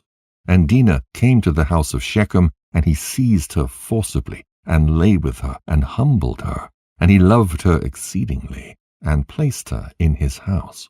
And they came and told the thing unto Jacob. And when Jacob heard that Shechem had defiled his daughter Dinah, Jacob sent 12 of his servants to fetch Dinah from the house of Shechem. And they went and came to the house of Shechem to take away Dinah from there. And when they came, Shechem went out to them with his men, and drove them from his house. And he would not suffer them to come before Dinah. But Shechem was sitting with Dinah, kissing and embracing her before their eyes. And the servants of Jacob came back and told him, saying, When we came, he and his men drove us away, and thus did Shechem do unto Dinah before our eyes. And Jacob knew moreover that Shechem had defiled his daughter, but he said nothing. And his sons were feeding his cattle in the field, and Jacob remained silent till their return. And before his sons came home, Jacob sent 2 maidens from his servants' daughters to take care of Dinah in the house of Shechem, and to remain with her. And Shechem sent 3 of his friends to his father Hamor, the son of Chedechem, the son of Pered, saying, Give me this damsel for a wife. And Hamor, the son of Chedechem the Hivite, came to the house of Shechem his son, and he sat before him. And Hamor said unto his son, Shechem, is there no woman amongst the daughters of thy people, that thou wilt take an Hebrew woman, who is not of thy people? And Shechem said to him, Her only must thou get for me, for she is delightful in my sight. And Hamor did according to the word of his son, for he was greatly beloved by him. And Hamor went forth to Jacob to commune with him concerning this matter. And when he had gone from the house of his son Shechem, before he came to Jacob to speak unto him, behold, the sons of Jacob had come from the field, as soon as they heard the thing that Shechem the son of Hamor had done. And the men were very much grieved concerning their sister, and they all came home fired with anger before the time of gathering in their cattle.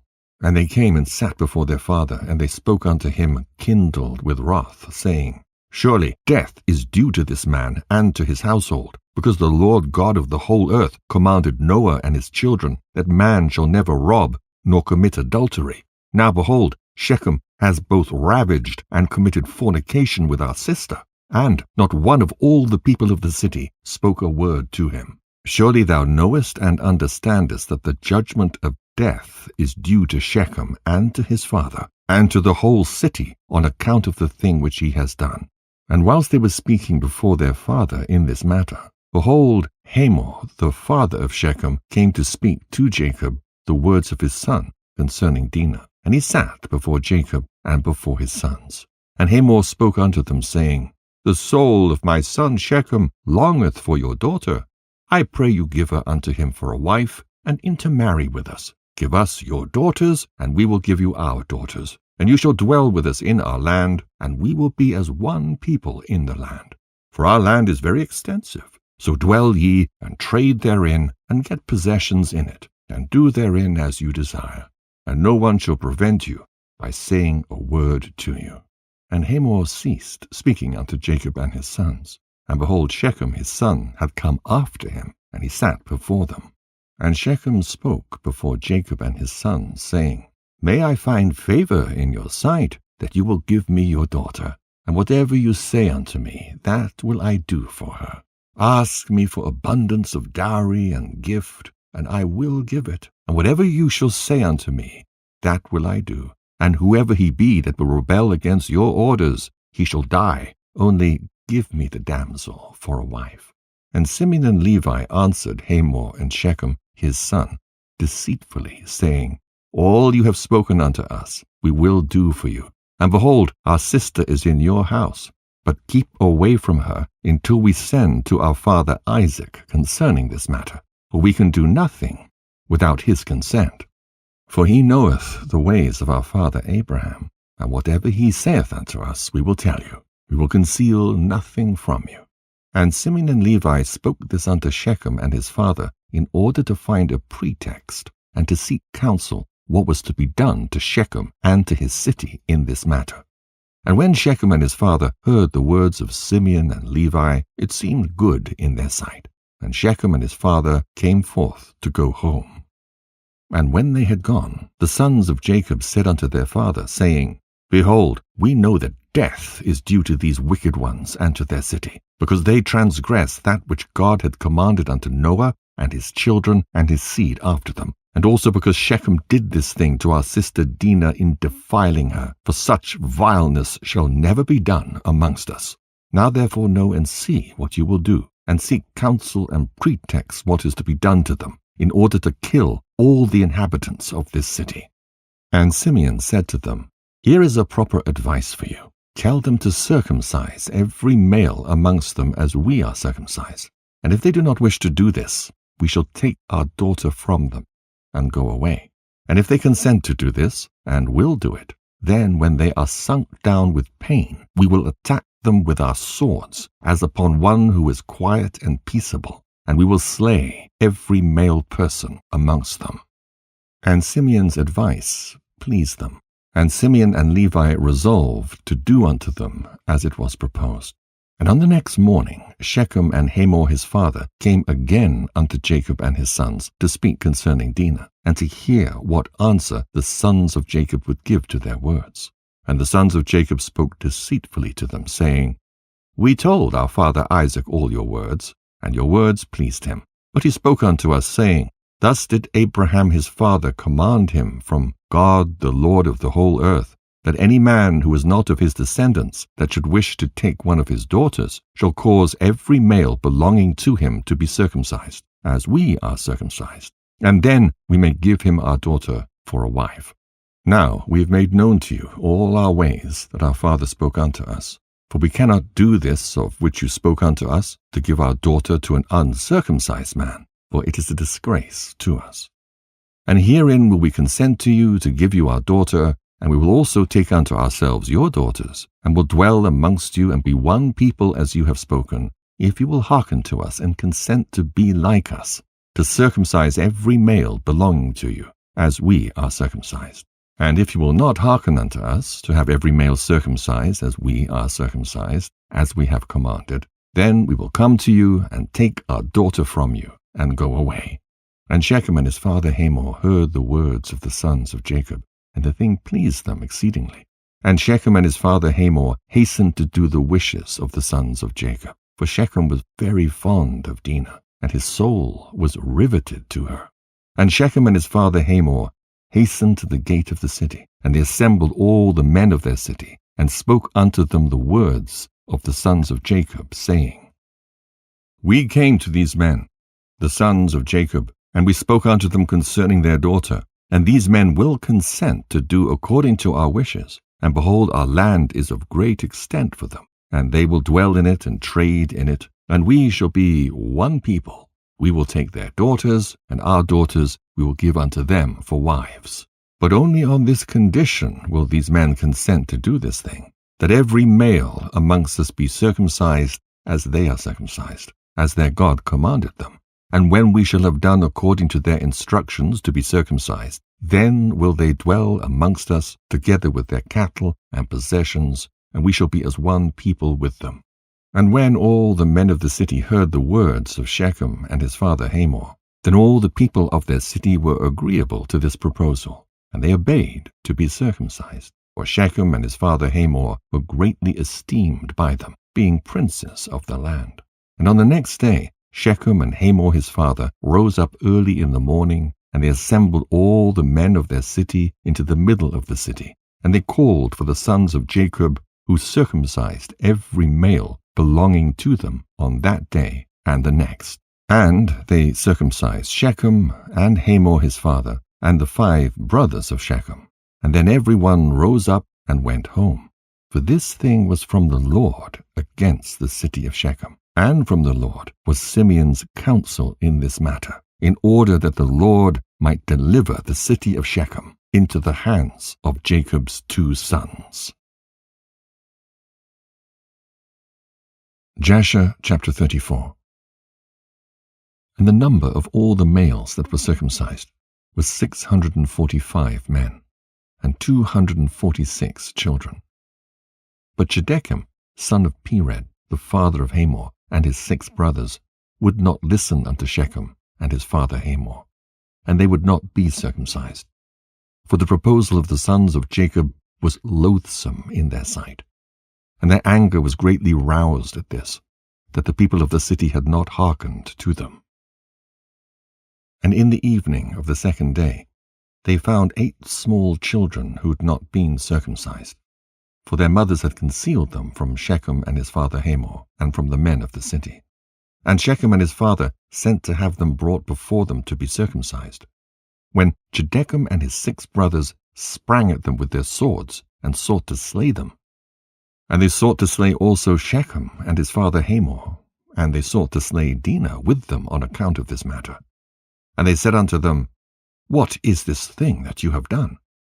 Are there no women amongst the daughters of your brethren the Canaanites, that you wish to take unto yourselves daughters of the Hebrews, whom ye knew not before, and will do this act which your fathers never commanded you? Do you imagine that you will succeed through this act which you have done? And what will you answer in this affair to your brethren the Canaanites, who will come tomorrow and ask you concerning this thing? And if your act shall not appear just and good in their sight, what will you do for your lives, and me for our lives, in your not having hearkened to our voices?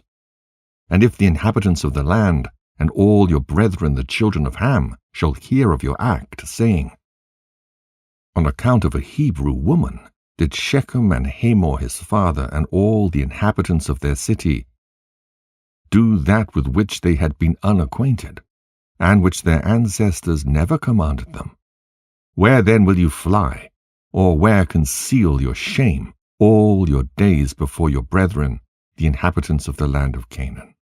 Now therefore, we cannot bear up against this thing which you have done, neither can we burdened with this yoke upon us, which our ancestors did not command us. Behold, tomorrow we will go and assemble all our brethren, the Canaanitish brethren who dwell in the land, and we will all come and smite you and all those who trust in you, that there shall not be a remnant left from you or them. And when Hamor and his son Shechem and all the people of the city heard the words of Shechem and his brothers, they were terribly afraid of their lives at their words, and they repented of what they had done. And Shechem and his father Hamor answered their father Shechem and his brethren, and they said unto them, All the words which you spoke unto us are true. Now do not say, nor imagine in your hearts, that on account of the love of the Hebrews we did this thing that our ancestors did not command us, but because we saw that it was not their intention and desire to accede to our wishes concerning their daughter, as to our taking her, except on this condition. So we hearkened to their voices, and did this act which you saw, in order to obtain our desire from them. And when we shall have obtained our request from them, we will then return to them and do unto them that which you say unto us. We beseech you then to wait and tarry until our flesh shall be healed, and we again become strong. And we will then go together against them, and do unto them that which is in your hearts and in ours. And Dinah, the daughter of Jacob, heard all these words which Shechem and his brothers had spoken, and what Hamor and his son Shechem and the people of their city had answered them. And she hastened and sent one of her maidens that her father had sent to take care of her in the house of Shechem, to Jacob her father and to her brethren, saying, Thus did Shechem and his brothers advise concerning you, and thus did Hamor and Shechem and the people of the city answer them.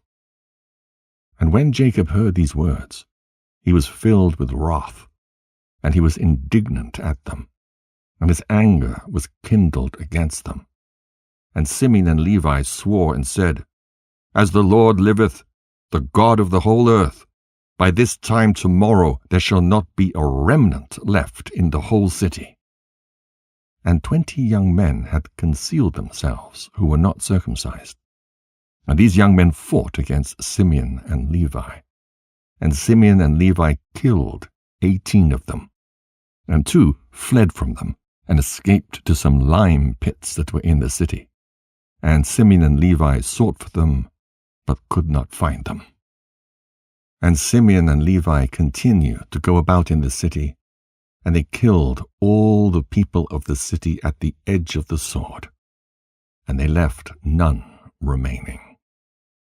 And there was a great consternation in the midst of the city, and the cry of the people of the city ascended to heaven, and all the women and children cried aloud, and Simeon and Levi slew all the city. They left not a male remaining in the whole city. And Simeon and Levi slew all the city. They left not a male remaining in the whole city. And they slew Hamor and Shechem his son at the edge of the sword. And they brought away Dinah from the house of Shechem, and they went from there. And the sons of Jacob went and returned, and came upon the slain, and spoiled all their property which was in the city and the field. And whilst they were taking the spoil, 300 men stood up and threw dust at them, and struck them with stones, when Simeon turned to them, and he slew them all with the edge of the sword. And Simeon turned before Levi, and came into the city. And they took away their sheep, and their oxen, and their cattle, and also the remainder of the women and little ones, and they led all these away. And they opened a gate, and went out and came to their father Jacob with vigor. And when Jacob saw all that they'd done to the city, and saw the spoil that they took from them, Jacob was very angry at them. And Jacob said unto them, What is this that you've done to me? Behold, I obtained rest among the Canaanitish inhabitants of the land, and none of them meddled with me. And now you've done to make me obnoxious to the inhabitants of the land, amongst the Canaanites and the Perizzites, and I am but of a small number. and they will all assemble against me and slay me when they hear of your work with their brethren, and I and my household will be destroyed." And Simeon and Levi and all their brothers with them answered their father Jacob and said unto him, "Behold, we live in the land, and shall Shechem do this to our sister? Why art thou silent at all that Shechem has done, and shall deal with our sister as with a harlot in the streets?" And the number of women whom Simeon and Levi took captives from the city of Shechem, whom they did not slay, was 85, who had not known man. And amongst them was a young damsel of beautiful appearance and well-favored, whose name was Bunah, and Simeon took her for a wife. And the number of the males which they took captives and did not slay was 47 men, and the rest they slew.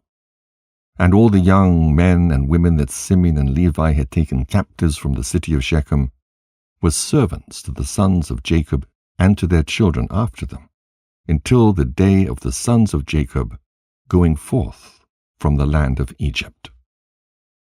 And when Simeon and Levi had gone forth from the city, the 2 young men that were left, who had concealed themselves in the city and did not die amongst the people of the city, rose up. And these young men went into the city and walked about in it, and found the city desolate, without man, and only women weeping. And these young men cried out and said, "Behold, this is the evil which the sons of Jacob the Hebrew did to this city, in their having this day destroyed one of the Canaanitish cities, and were not afraid of their lives of all the land of Canaan." And these men left the city, and went to the city of Tapnach. And they came there, and told the cities of Tapnach all that had befallen them, and all that the sons of Jacob had done to the city of Shechem.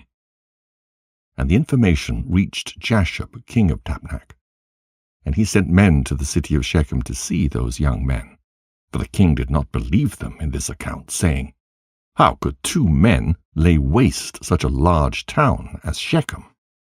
And the messengers of Jasher came back and told him, saying, "We came unto the city, and it is destroyed. There's not a man there, only weeping women. Neither is any flock or cattle there, for all that was in the city the sons of Jacob took away." And Jasher wondered at this, saying, "How could 2 men do this thing, to destroy so large a city, and not one man able to stand against them? For the like has not been from the days of Nimrod, and not even from the remotest time has the like taken place." And Jasher, king of Tapnach, said to his people, "Be courageous, and we will go and fight against these Hebrews, and do unto them as they did unto the city, and we will avenge the cause of the people of the city." And Jasher, king of Tapnach, consulted with his counselors about this matter, and his advisers said unto him, "Alone thou wilt not prevail over the Hebrews, for they must be powerful to do this work to the whole city. If 2 of them laid waste the whole city, and no one stood against them, surely if thou wilt go against them, they will all rise against us, and destroy us likewise. But if thou wilt send to all the kings that surround us, and let them come together, then we will go with them and fight against the sons of Jacob. Then wilt thou prevail against them." And Jasher heard the words of his counselors, and their words pleased him and his people, and he did so. And Jasher, king of Tapnach, sent unto all the kings of the Amorites that surrounded Shechem and Tapnach, saying, "Go up with me, and assist me, and we will smite Jacob the Hebrew and all his sons, and destroy them from the earth. For thus did he do to the city of Shechem, and do you not know of it?" And all the kings of the Amorites heard the evil that the sons of Jacob had done to the city of Shechem, and they were greatly astonished at them. And the 7 kings of the Amorites assembled with all their armies, about 10,000 men with drawn swords, and they came to fight against the sons of Jacob. And Jacob heard that the kings of the Amorites had assembled to fight against his sons, and Jacob was greatly afraid, and it distressed him. And Jacob exclaimed against Simeon and Levi, saying, "What is this act that you did? Why have you injured me, to bring against me all the children of Canaan to destroy me and my household? For I was at rest, even I and my household, and you've done this thing to me, and provoked the inhabitants of the land against me by your proceedings." And Judah answered his father, saying, "Was it for naught my brothers Simeon and Levi killed all the inhabitants of Shechem? Surely it was because Shechem had humbled our sister, and transgressed the command of our God to Noah and his children. For Shechem took our sister away by force, and committed adultery with her. And Shechem did all this evil, and not one of the inhabitants of his city interfered with him to say, 'Why wilt thou do this?' Surely for this my brothers went and smote the city, and the Lord delivered it into their hands, because its inhabitants had transgressed the commands of our God. Is it then for naught that they've done all this? And now, why art thou afraid or distressed? And why art thou displeased at thy brothers? And why is thine anger kindled against them? Surely our God, who delivered into their hand the city of Shechem and its people, he will also deliver into our hands all the Canaanitish kings who are coming against us, and we will do unto them as my brothers did unto Shechem. Now be tranquil about them, and cast away thy fears, but trust in the Lord our God, and pray unto him to assist us, and deliver our enemies into our hands." And Judah called to one of his father's servants, "Go now, and see where those kings are coming against us are situated with their armies." And the servant went and looked far off, and went up opposite Mount Sihon, and saw all the camps of the kings standing in the fields. And he returned to Judah and said, "Behold, the kings are situated in the field with all their camps, the people exceedingly numerous, like unto the sand upon the seashore." And Judah said unto Simeon and Levi and to all his brethren, "Strengthen yourselves, and be sons of valor, for the Lord our God is with us. Do not fear them. Stand forth, each man, girt with his weapons of war, his bow and his sword, and we will go and fight against these uncircumcised men. The Lord is our God. He will save us." And they rose up, and each girt on his weapons of war, great and small, 11 sons of Jacob, and all the servants of Jacob with them. And all the servants of Isaac who were with Isaac in Hebron, all came to them equipped in all sorts of war instruments. And the sons of Jacob and their servants, being 112 men, went towards these kings. And Jacob also went with them. And the sons of Jacob sent unto their father Isaac, the son of Abraham, to Hebron, the same is Kiriath Arba, saying, "Pray, we beseech thee for us unto the Lord our God, to protect us from the hands of the Canaanites who are coming against us, and to deliver them into our hands." And Isaac the son of Abraham prayed unto the Lord for his sons, and he said, "O Lord God, thou didst promise my father, saying, I will multiply thy seed as the stars of heaven, and thou didst also promise me. And establish thou thy word, now that the kings of Canaan are coming together to make war with my children, because they committed no violence. Now therefore, O Lord God, God of the whole earth, pervert, I pray thee, the counsel of these kings, that they may not fight against my sons, and impress the hearts of these kings and their people with the terror of my sons, and bring down their pride, and that they may turn away from my sons. And with thy strong hand and outstretched arm, deliver my sons and their servants from them. For power and might are in thy hands to do all this." And the sons of Jacob and their servants went toward these kings, and they trusted in the Lord their God.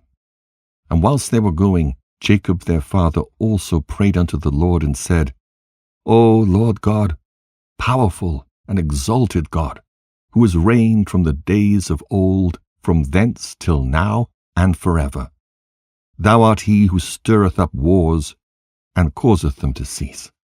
In thy hand are power and might to exalt and to bring down. O may my prayer be acceptable before thee, that thou mayest turn to me with thy mercies, to impress the hearts of these kings and their people with the terror of my sons, and terrify them and their camps, and with thy great kindness deliver all those that trust in thee. For it is thou who canst bring people under us, and reduce nations under our power.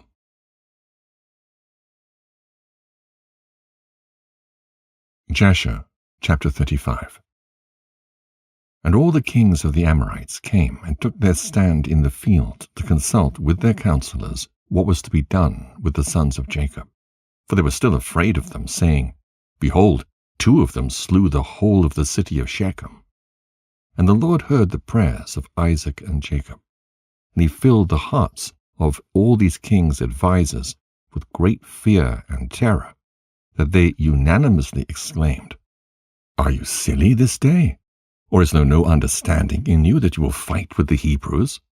And why will you take a delight in your own destruction this day? Behold, 2 of them came to the city of Shechem without fear or terror, and they killed all the inhabitants of the city, that no man stood up against them. And how will you be able to fight with them all? Surely you know that their God is exceedingly fond of them, and has done mighty things for them, such as have not been from the days of old. And amongst all the gods of nations there is none can do like unto his mighty deeds. Surely he delivered their father Abraham the Hebrew from the hand of Nimrod, and from the hand of all his people, who had many times sought to slay him. He delivered him also from the fire in which King Nimrod had cast him, and his God delivered him from it. And who else can do the like? Surely it was Abraham who slew the 5 kings of Elam when they had touched his brother's son, who in those days dwelt in Sodom, and took his servant that was faithful in his house, and a few of his men, and then they pursued the kings of Elam in one night, and killed them, and restored to his brother's son all his property which they had taken from him. And surely you know the God of these Hebrews is much delighted with them, and they are also delighted with him, for they know that he delivered them from all their enemies. And behold, through his love toward his God, Abraham took his only and precious son, and intended to bring him up as a burnt offering to his God. And had it not been for God who prevented him from doing this, he would have done it through his love to his God. And God saw all his works, and swore unto him, and promised that he would deliver his sons and all his seed from every trouble that would befall them, because he had done this thing, and through his love to his God stifled his compassion for his child. And have you not heard what their God did to Pharaoh, king of Egypt, and to Abimelech, king of Gerar, through taking Abraham's wife, who said of her, She is my sister, lest they might slay him on account of her, and think of taking her for a wife? And God did unto them and their people all that you heard of. And behold, we ourselves saw with our eyes that Esau, the brother of Jacob, came to him with 400 men, with the intention of slaying him, for he called to mind that he had taken away from him his father's blessing. And he went to meet him when he came from Syria, to smite the mother with the children. And who delivered him from his hands, but his God in whom he trusted? He delivered him from the hand of his brother, and also from the hands of his enemies, and surely he again will protect them. Who does not know that it was their God who inspired them with strength to do to the town of Shechem the evil which you heard of. Could it then be with their own strength that 2 men could destroy such a large city as Shechem, had it not been for their God, in whom they trusted? He said and did unto them all this to slay the inhabitants of the city in their city.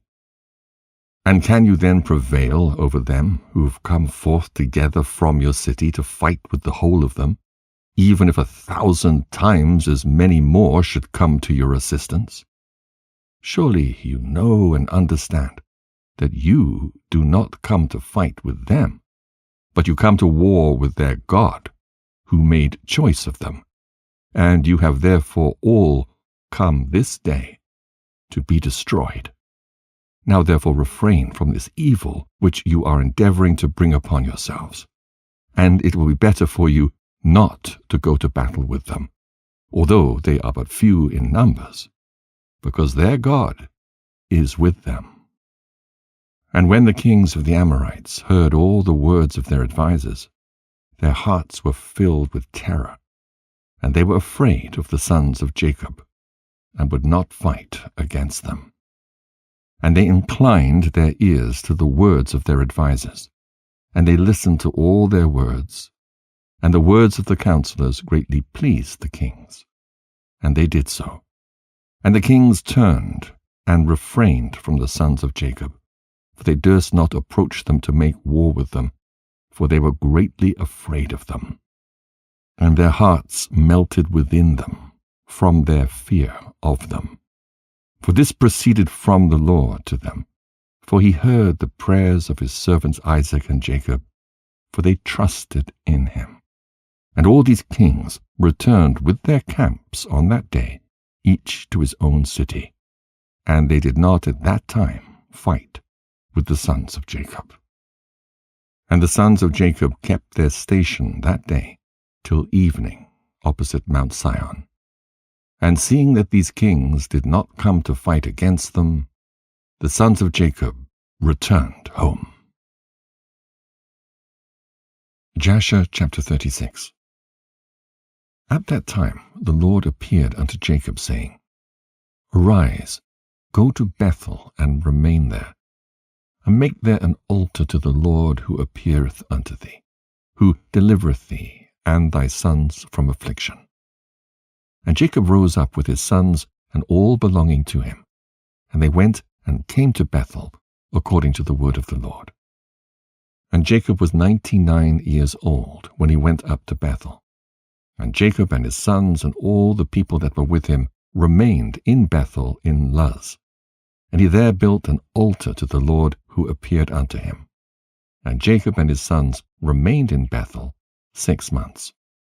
At that time died Deborah, the daughter of Uz, the nurse of Rebekah, who had been with Jacob. And Jacob buried her beneath Bethel, under an oak that was there. And Rebekah, the daughter of Bethuel, the mother of Jacob, also died at that time in Hebron, the same as Kiriath Arba, and she was buried in the cave of Machpelah, which Abraham had bought from the children of Heth. And the life of Rebekah was 133 years, and she died.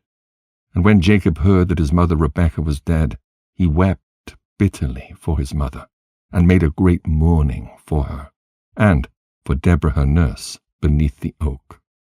And he called the name of that place Allon-Bakoth. And Laban the Syrian died in those days, for God smote him because he transgressed the covenant that existed between him and Jacob. And Jacob was 100 years old when the Lord appeared unto him, and blessed him, and called his name Israel. And Rachel, the wife of Jacob, conceived in those days. And at that time Jacob and all belonging to him journeyed from Bethel to go to his father's house, to Hebron. And whilst they were going on the road, and there was yet but a little way to come to Ephrath, Rachel bare a son, and she had hard labor, and she died. And Jacob buried her in the way to Ephrath, which is Bethlehem. And he set a pillar upon her grave, which is there unto this day. And the days of Rachel were 45 years, and she died. And Jacob called the name of his son that was born to him, which Rachel bare unto him, Benjamin, for he was born to him in the land on the right hand. And it was after the death of Rachel that Jacob pitched his tent in the tent of her handmaid Bilhah. And Reuben was jealous for his mother Leah on account of this, and he was filled with anger, and he rose up in his anger, and went and entered the tent of Bilhah, and he thence removed his father's bed. At that time, the portion of birthright, together with the kingly and priestly offices, was removed from the sons of Reuben, for he had profaned his father's bed. And the birthright was given unto Joseph, the kingly office to Judah, and the priesthood unto Levi, because Reuben had defiled his father's bed. And these are the generations of Jacob, who were born to him in Padan Aram. And the sons of Jacob were 12. The sons of Leah were Reuben, the firstborn, and Simeon, Levi, Judah, Issachar, Zebulun, and their sister Dinah. And the sons of Rachel were Joseph and Benjamin. The sons of Zilpah, Leah's handmaid, were Gad and Asher. And the sons of Bilhah, Rachel's handmaid, were Dan and Naphtali. These are the sons of Jacob which were born to him in Padan Aram. And Jacob and his sons, and all belonging to him, journeyed and came to Mamre, which is Kiriath Arba, that is in Hebron, where Abraham and Isaac sojourned. And Jacob, with his sons and all belonging to him, dwelt with his father in Hebron. And his brother Esau and his sons, and all belonging to him, went to the land of Seir, and dwelt there, and had possessions in the land of Seir. And the children of Esau were fruitful, and multiplied exceedingly in the land of Seir. And these are the generations of Esau that were born to him in the land of Canaan, and the sons of Esau were 5.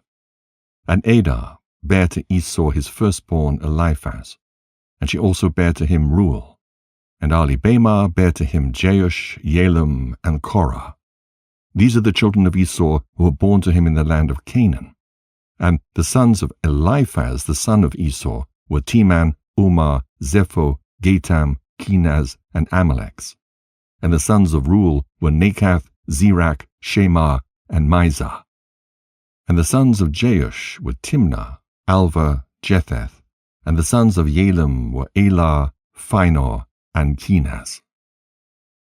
And the sons of Korah were Teman, Mibsah, Magdiel, and Eram. These are the families of the sons of Esau, according to their dukedoms, in the land of Seir. And these are the names of the sons of Seir the Horite, inhabitants of the land of Seir: Lotan, Shobal, Zibeon, Anah, Dishan, Ezer, and Dishon, being 7 sons. And the children of Lotan were Hori, Heman, and their sister Timnah. That is Timnah who came to Jacob and his sons, and they would not give ear to her, and she went and became a concubine to Eliphaz the son of Esau, and she bare to him Amalek. And the sons of Shobal were Alvan, Manahath, Ebal, Shepho, and Onam. And the sons of Zibeon were Ajar and Anah. This was that Anah who found the Yemim in the wilderness when he fed the asses of Zibeon his father. And whilst he was feeding his father's asses, he led them to the wilderness at different times to feed them. And there was a day that he brought them to one of the deserts on the seashore, opposite the wilderness of the people. And whilst he was feeding them, behold, a very heavy storm came from the other side of the sea, and rested upon the asses that were feeding there. And they all stood still.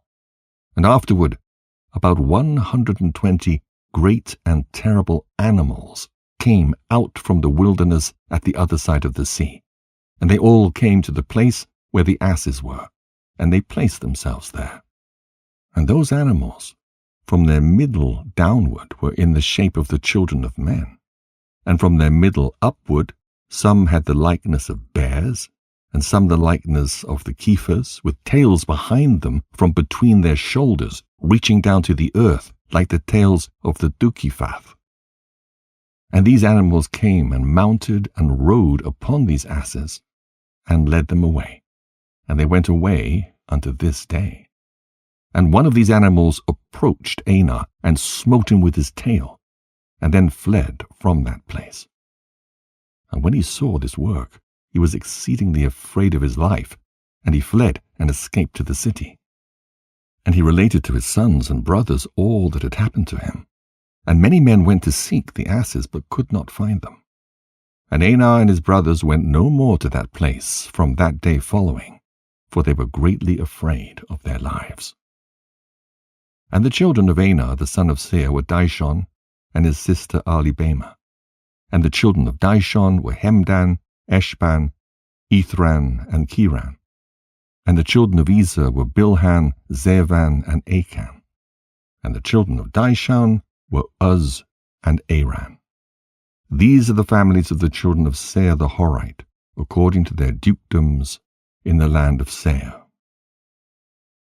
And Esau and his children dwelt in the land of Seir the Horite, the inhabitant of the land. And they had possessions in it, and were fruitful and multiplied exceedingly.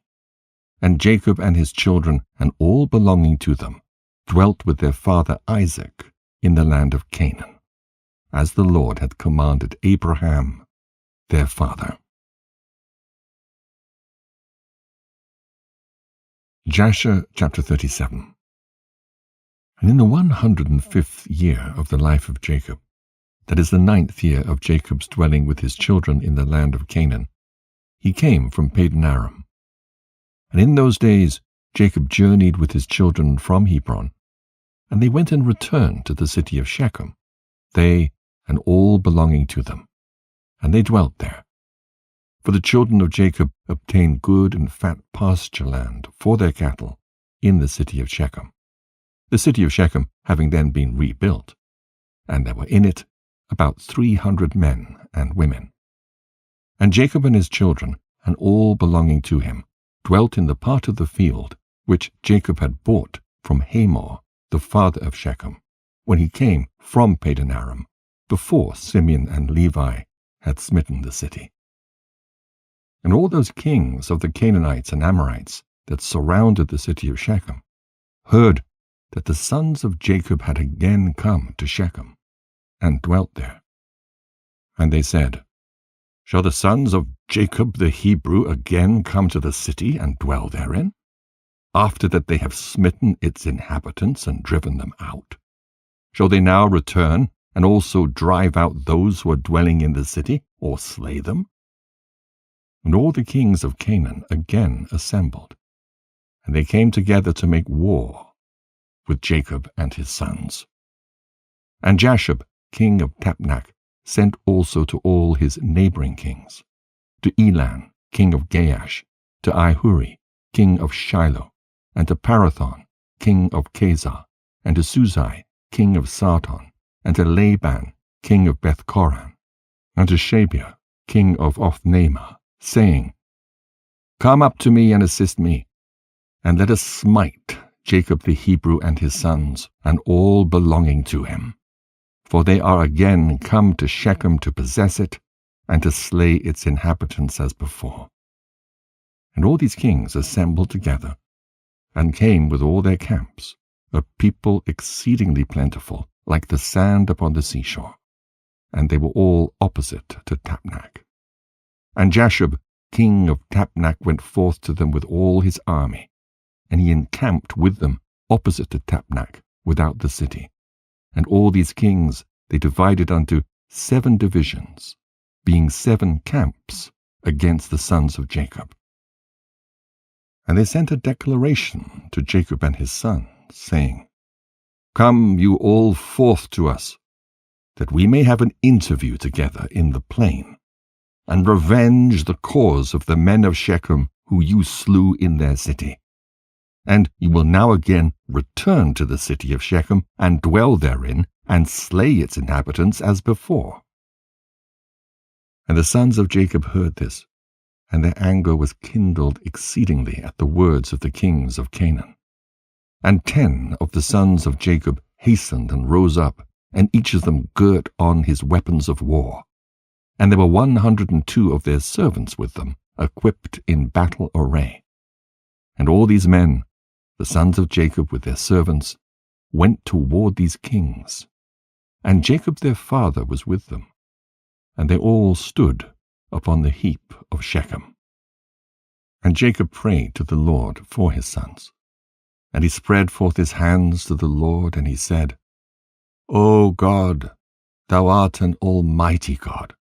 Thou art our Father. Thou didst form us, and we are the works of thine hands.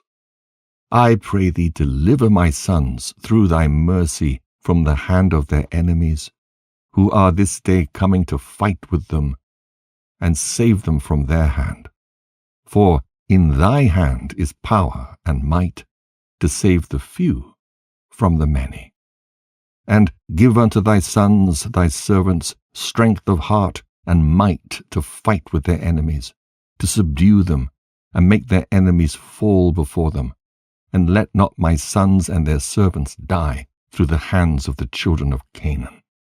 But if it seemeth good in thine eyes to take away the lives of my sons and their servants, take them in thy great mercy through the hands of thy ministers, that they may not perish this day by the hands of the kings of the Amorites. And when Jacob ceased praying to the Lord, the earth shook from its place, and the sun darkened, and all these kings were terrified, and a great consternation seized them. And the Lord hearkened to the prayer of Jacob, and the Lord impressed the hearts of all the kings and their hosts with the terror and awe of the sons of Jacob. For the Lord caused them to hear the voice of chariots, and the voice of mighty horses from the sons of Jacob, and the voice of a great army accompanying them. And these kings were seized with great terror at the sons of Jacob. And whilst they were standing in their quarters, behold, the sons of Jacob advanced upon them with 112 men, with a great and tremendous shouting.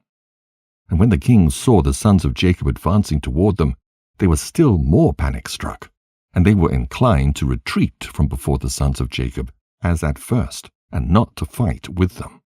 But they did not retreat, saying, It would be a disgrace to us thus twice to retreat from before the Hebrews. And the sons of Jacob came near and advanced against all these kings and their armies. And they saw, and behold, it was a very mighty people, numerous as the sand of the sea. And the sons of Jacob called unto the Lord and said, Help us, O Lord, help us and answer us, for we trust in thee, and let us not die by the hands of these uncircumcised men, who this day have come against us. And the sons of Jacob girt on their weapons of war, and they took in their hands each man his shield and his javelin, and they approached to battle. And Judah the son of Jacob ran first before his brethren, and 10 of his servants with him, and he went toward these kings. And Jashub king of Tapnach also came forth first with his army before Judah.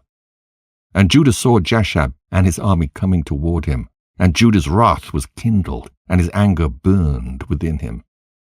And he approached a battle, in which Judah ventured his life.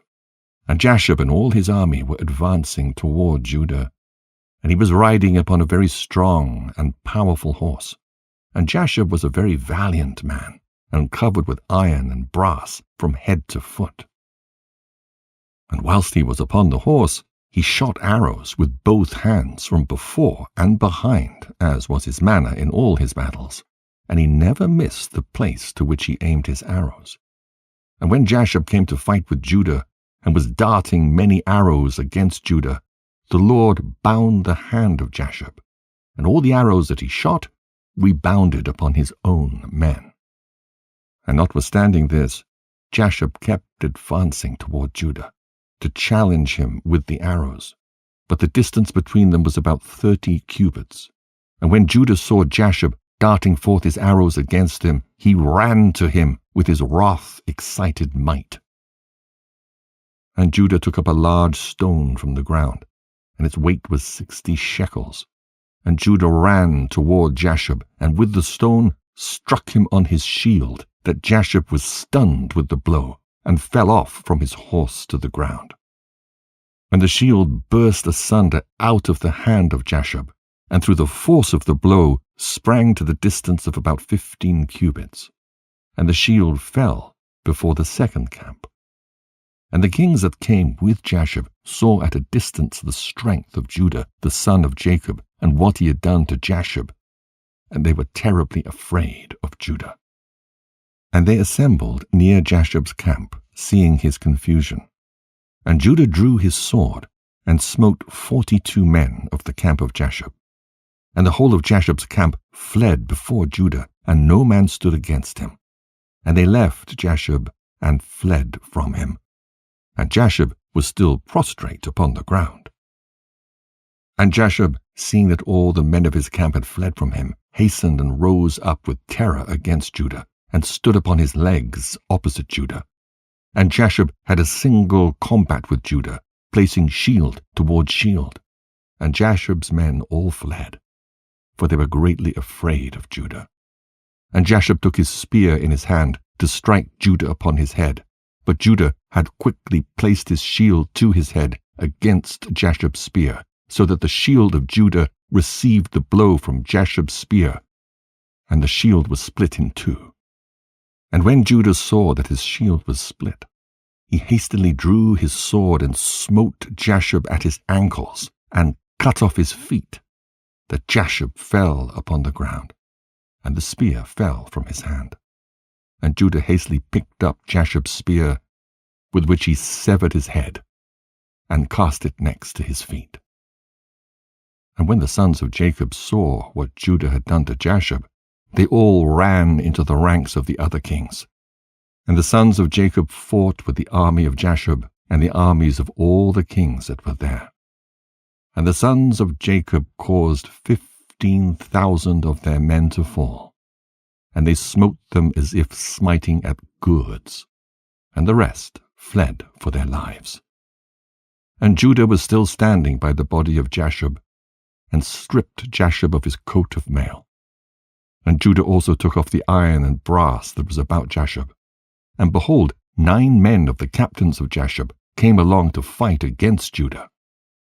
And Judah hastened and took up a stone from the ground, and with it smote one of them upon the head, and his skull was fractured, and the body also fell from the horse to the ground.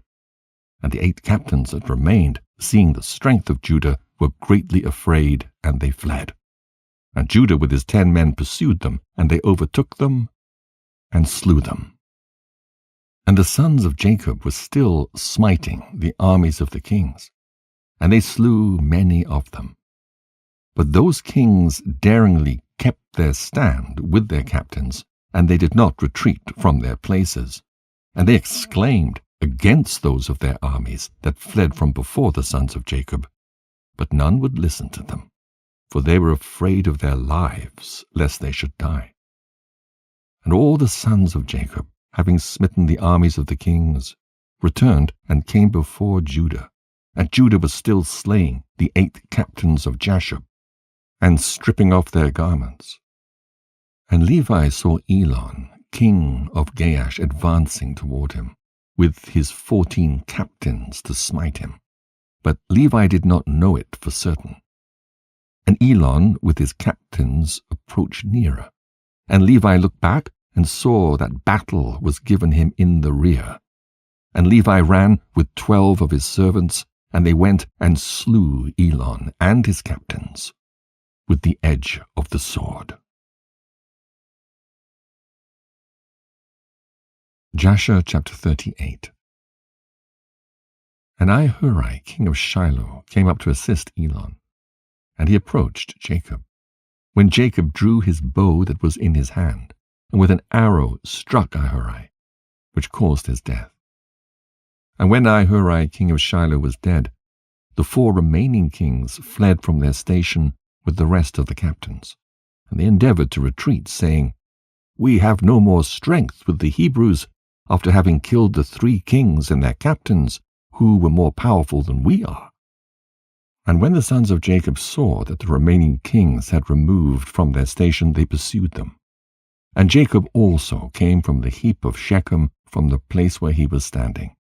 And they went after the kings, and they approached them with their servants. And the kings and the captains with the rest of their armies, seeing that the sons of Jacob approached them, were afraid of their lives, and fled till they reached the city of Kazar.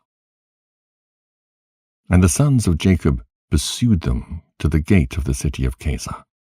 And they smote a great smiting amongst the kings and their armies, about 4,000 men. And whilst they were smiting the army of the kings, Jacob was occupied with his bow, confining himself to smiting the kings. And he slew them all. He slew Parathon, king of Kazar, at the gate of the city of Kazar. And he afterward smote Susai, king of Sartan, and Laban, king of Beth-Corin, and Shabiah, king of Machnimah.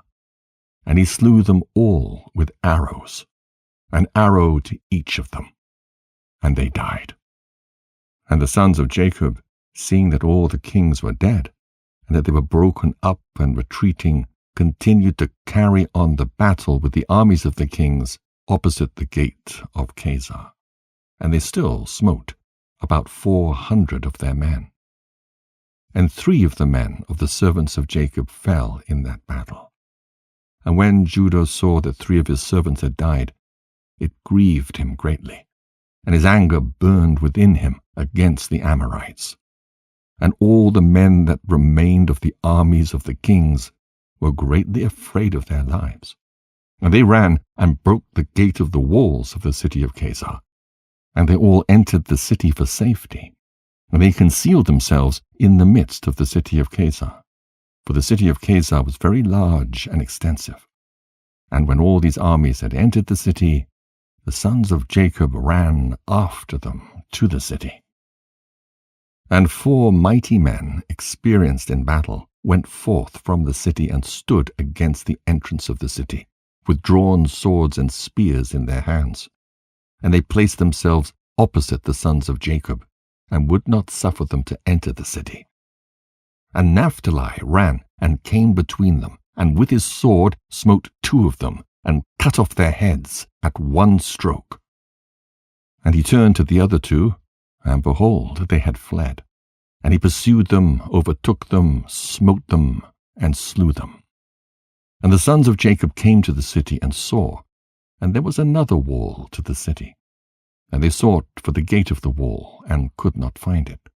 And Judah sprang upon the top of the wall, and Simeon and Levi followed him, and they all 3 descended from the wall into the city. And Simeon and Levi slew all the men who ran for safety into the city, and also the inhabitants of the city, with their wives and little ones. They slew with the edge of the sword. And the cries of the city ascended up to heaven. And Dan and Naphtali sprang upon the wall to see what caused the noise of lamentation, for the sons of Jacob felt anxious about their brothers. And they heard the inhabitants of the city speaking with weeping and supplication, saying, "Take all that we possess in the city, and go thy way, only do not put us to death." And when Judah, Simeon, and Levi had ceased smiting the inhabitants of the city, they ascended the wall, and called to Dan and Naphtali, who were upon the wall, and to the rest of their brothers. And Simeon and Levi informed them of the entrance into the city. And all the sons of Jacob came to fetch the spoil. And the sons of Jacob took the spoil of the city of Kazar, the flocks and herds, and the property. And they took all that could be captured, and went away that day from the city. And on the next day the sons of Jacob went to Sartan, for they heard that the men of Sartan who had remained in the city were assembling to fight with them for having slain their king. And Sartan was a very high and fortified city, and it had a deep rampart surrounding the city. And the pillar of the rampart was about 50 cubits, and its breadth 40 cubits, and there was no place for a man to enter the city on account of the rampart. And the sons of Jacob saw the rampart of the city, and they sought an entrance in it, but could not find it. For the entrance to the city was at the rear, and every man that wished to come into the city came by that road and went around the whole city, and he afterwards entered the city. And the sons of Jacob, seeing that they could not find the way into the city, their anger was kindled greatly. And the inhabitants of the city, seeing that the sons of Jacob were coming to them, were greatly afraid of them, for they had heard of their strength and what they'd done to Kesar. And the inhabitants of the city of Sarton could not go out toward the sons of Jacob, after having assembled in the city to fight against them, lest they might thereby get into the city. But when they saw that they were coming toward them, they were greatly afraid of them, for they had heard of their strength and what they had done to Kesar. So the inhabitants of Sarton speedily took away the bridge of the road of the city from its place, before the sons of Jacob came, and they brought it into the city. And the sons of Jacob came and sought the way into the city, and could not find it. And the inhabitants of the city went up to the top of the wall, and saw, and behold, the sons of Jacob were seeking an entrance into the city. And the inhabitants of the city reproached the sons of Jacob from the top of the wall, and they cursed them. And the sons of Jacob heard the reproaches, and they were greatly incensed, and their anger burned within them. And the sons of Jacob were provoked at them, and they all rose and sprang over the rampart with the force of their strength, and through their might passed the 40 cubits breadth of the rampart. And when they had passed the rampart, they stood under the wall of the city, and they found all the gates of the city enclosed with iron doors. And the sons of Jacob came near to break open the doors of the gates of the city, and the inhabitants did not let them, for from the top of the wall they were casting stones and arrows upon them. And the number of the people that were upon the wall was about 400 men. And when the sons of Jacob saw that the men of the city would not let them open the gates of the city, they sprang and ascended the top of the wall. And Judah went up first to the east part of the city, and Gad and Asher went up after him to the west corner of the city, and Simeon and Levi to the north, and Dan and Reuben to the south. And the men who were on the top of the wall, the inhabitants of the city, seeing that the sons of Jacob were coming up to them, they all fled from the wall, descended into the city, and concealed themselves in the midst of the city. And Issachar and Naphtali that remained under the wall approached and broke the gates of the city, and kindled a fire at the gates of the city, that the iron melted. And all the sons of Jacob came into the city, they and all their men, and they fought with the inhabitants of the city of Sarton, and smote them with the edge of the sword, and no man stood up before them. And about 200 men fled from the city, and they all went and hid themselves in a certain tower in the city. And Judah pursued them to the tower, and he broke down the tower, which fell upon the men, and they all died. And the sons of Jacob went up the road of the roof of that tower, and they saw, and behold, there was another strong and high tower at a distance in the city, and the top of it reached to heaven. And the sons of Jacob hastened and descended, and went with all their men to that tower, and found it filled with about 300 men, women, and little ones.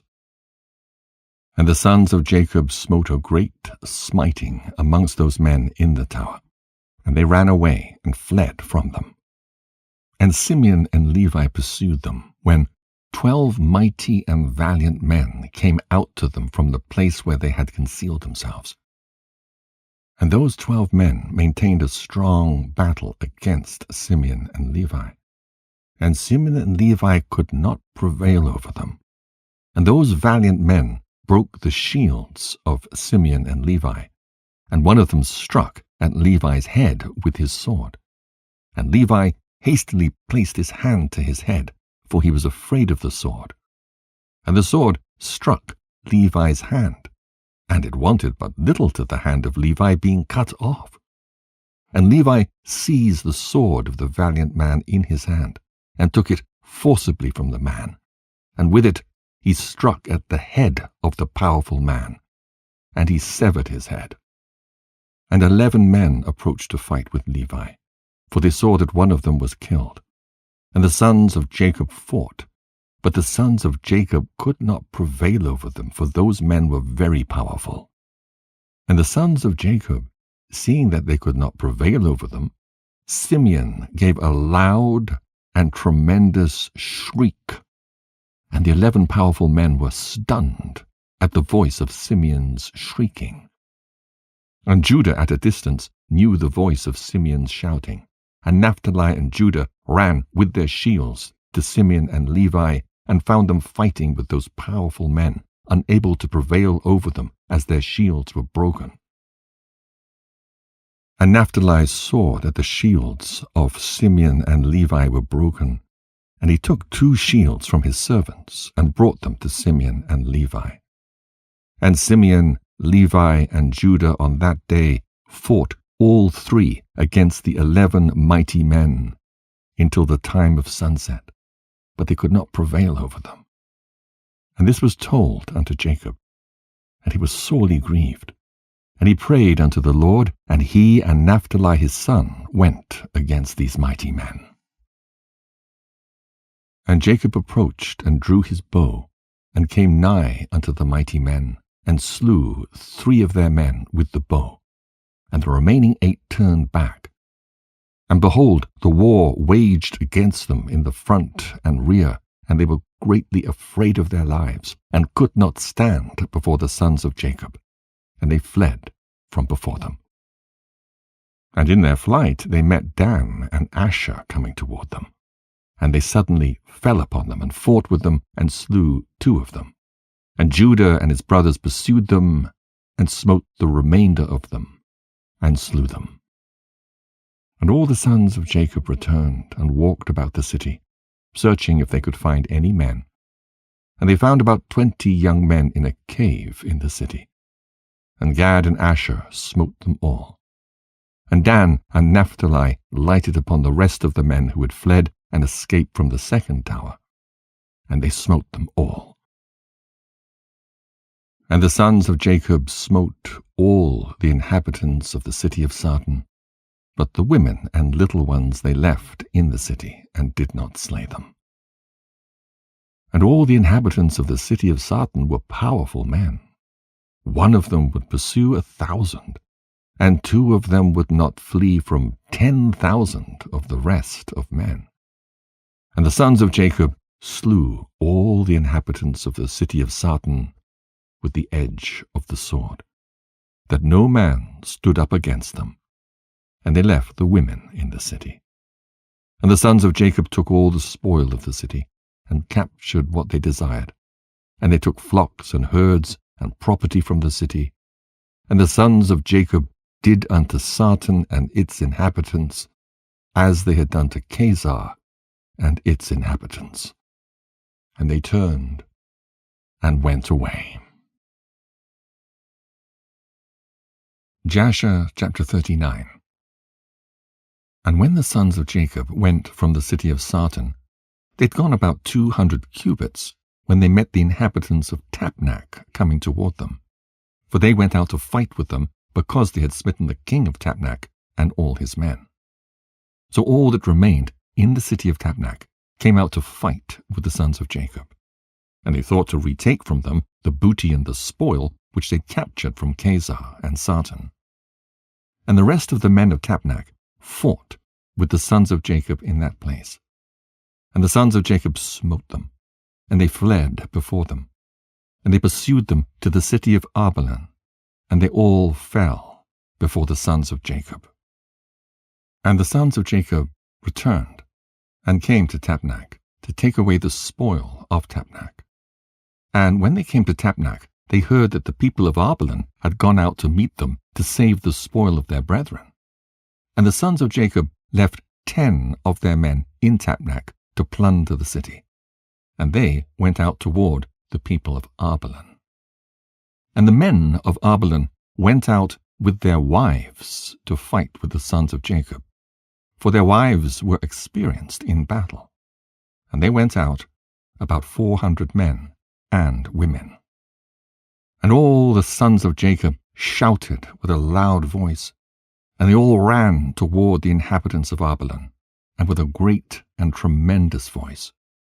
And the inhabitants of Arbelan heard the noise of the shouting of the sons of Jacob, and their roaring like the noise of lions, and like the roaring of the sea and its waves. And fear and terror possessed their hearts on account of the sons of Jacob, and they were terribly afraid of them. And they retreated and fled before them into the city. And the sons of Jacob pursued them to the gate of the city, and they came upon them in the city. And the sons of Jacob fought with them in the city, and all their women were engaged in slinging against the sons of Jacob. And the combat was very severe amongst them the whole of that day till evening. And the sons of Jacob could not prevail over them, and the sons of Jacob had almost perished in that battle. And the sons of Jacob cried unto the Lord, and greatly gained strength toward evening. And the sons of Jacob smote all the inhabitants of Arbelan by the edge of the sword, men, women, and little ones.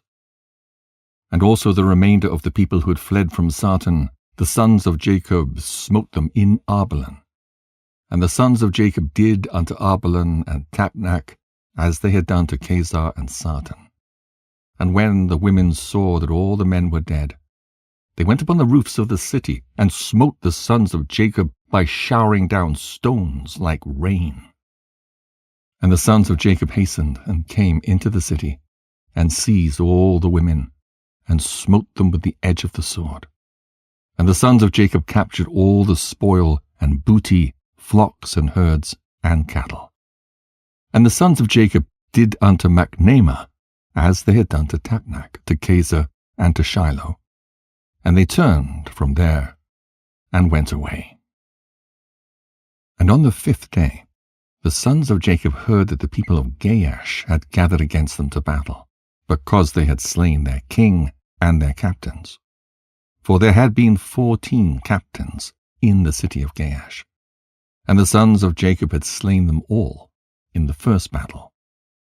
And the sons of Jacob that day girt on their weapons of war, and they marched to battle against the inhabitants of Gaash. And in Gaash there was a strong and mighty people, of the people of the Amorites. And Gaash was the strongest and best fortified city of all the cities of the Amorites. And it had 3 walls. And the sons of Jacob came to Gaash, and they found the gates of the city locked, and about 500 men standing at the top of the outermost wall. And a people numerous as the sand upon the seashore were in ambush for the sons of Jacob from without the city at the rear thereof. And the sons of Jacob approached to open the gates of the city. And whilst they were drawing nigh, behold, those who were in ambush at the rear of the city came forth from their places and surrounded the sons of Jacob. And the sons of Jacob were enclosed between the people of Gaash, and the battle was both to their front and rear. And all the men that were upon the wall were casting from the wall upon them arrows and stones. And Judah, seeing that the men of Gaash were getting too heavy for them, gave a most piercing and tremendous shriek.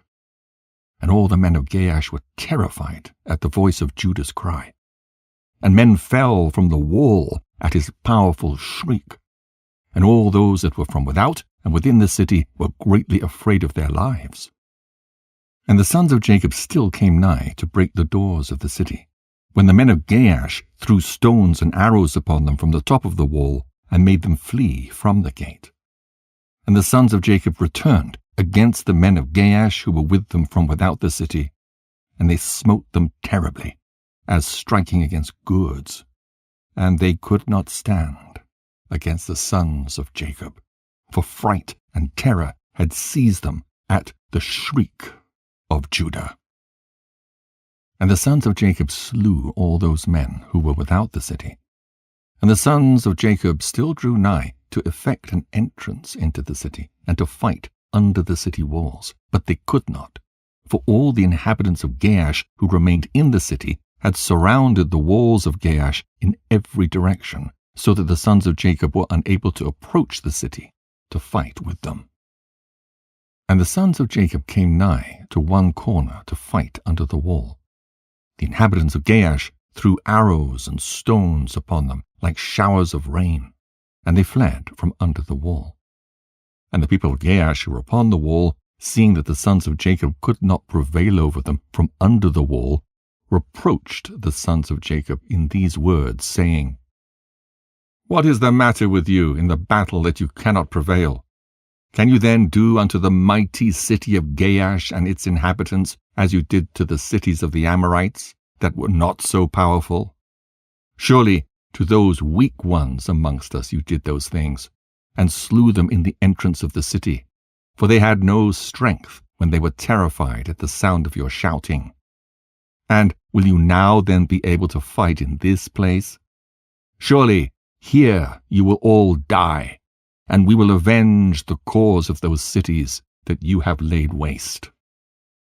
And the inhabitants of Gaash greatly reproached the sons of Jacob, and reviled them with their gods, and continued to cast arrows and stones upon them from the wall. And Judah and his brothers heard the words of the inhabitants of Gaash, and their anger was greatly roused. And Judah was jealous of his God in this matter. And he called out and said, "O Lord, help! Send help to us and our brothers." And he ran at a distance with all his might, with his drawn sword in his hand, and he sprang from the earth, and by dint of his strength mounted the wall, and his sword fell from his hand. And Judah shouted upon the wall, and all the men that were upon the wall were terrified, and some of them fell from the wall into the city and died. And those who were yet upon the wall, when they saw Judah's strength, they were greatly afraid, and fled for their lives into the city for safety. And some were emboldened to fight with Judah upon the wall. And they came nigh to slay him, when they saw that there was no sword in Judah's hand. And they thought of casting him from the wall to his brothers. And 20 of the men came up to assist them, and they surrounded Judah, and they all shouted over him, and approached him with drawn swords. And they terrified Judah. And Judah cried out to his brothers from the wall. And Jacob and his sons drew the bow from under the wall, and smote 3 of the men that were upon the top of the wall. And Judah continued to cry, and he exclaimed, "O Lord, help us! O Lord, deliver us!" And he cried with a loud voice upon the wall. And the voice was heard at a great distance. And after this cry, he again repeated the shout. And all the men who surrounded Judah on the top of the wall were terrified, and they each threw his sword from his hand at the sound of Judah's shouting and his terror, and fled. And Judah took the swords which had fallen from their hands, and Judah fought with them, and slew 20 of their men upon the wall. And about 80 men and women still ascended the wall from the city, and they all surrounded Judah. And the Lord impressed the fear of Judah in their hearts, that they were unable to approach him. And Jacob and all who were with him drew the bow from under the wall. And they slew 10 men upon the wall, and they fell below the wall before Jacob and his sons. And the people upon the wall, seeing that 20 of their men had fallen, they still ran toward Judah with drawn swords, but they could not approach him, for they were greatly terrified at Judah's strength.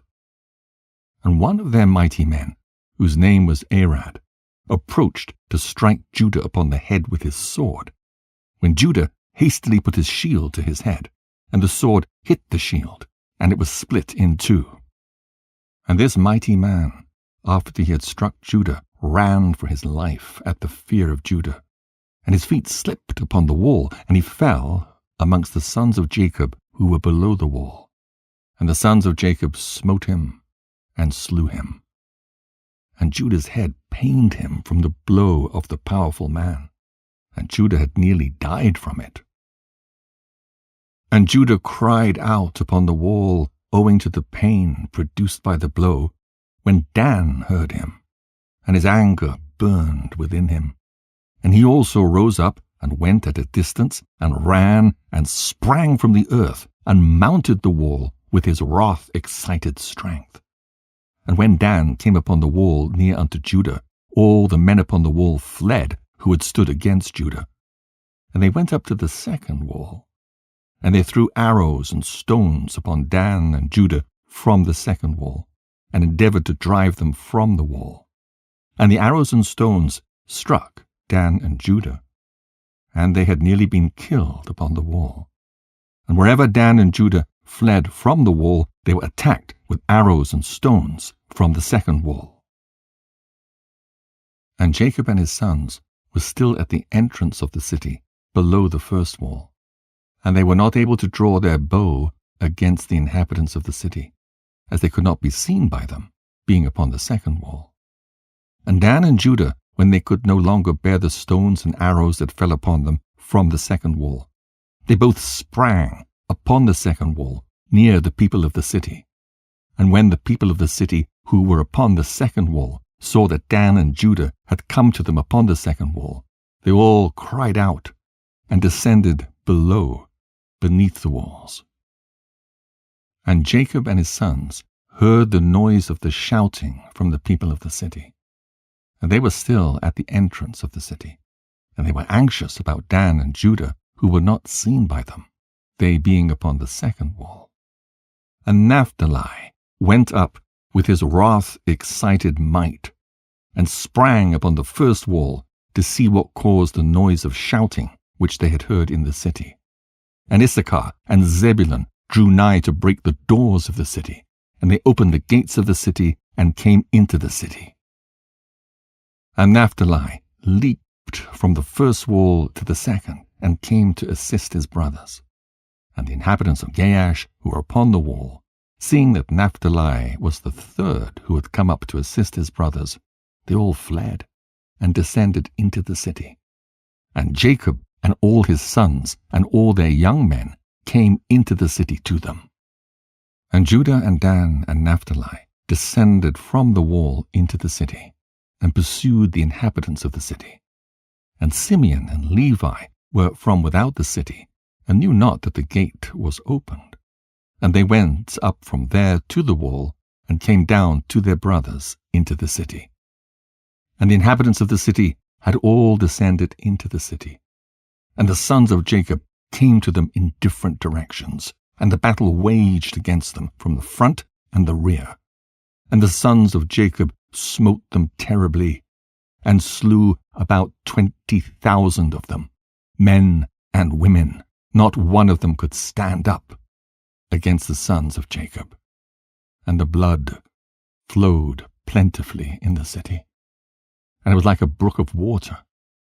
And the blood flowed like a brook to the outer part of the city, and reached the desert of Beth-Corin. And the people of Beth-Corin saw at a distance the blood flowing from the city of Gaash. And about 70 men from amongst them ran to see the blood, and they came to the place where the blood was. And they followed the track of the blood, and came to the wall of the city of Gaash. And they saw the blood issue from the city, and they heard the voice of crying from the inhabitants of Gaash, for it ascended unto heaven, and the blood was continuing to flow abundantly, like a brook of water.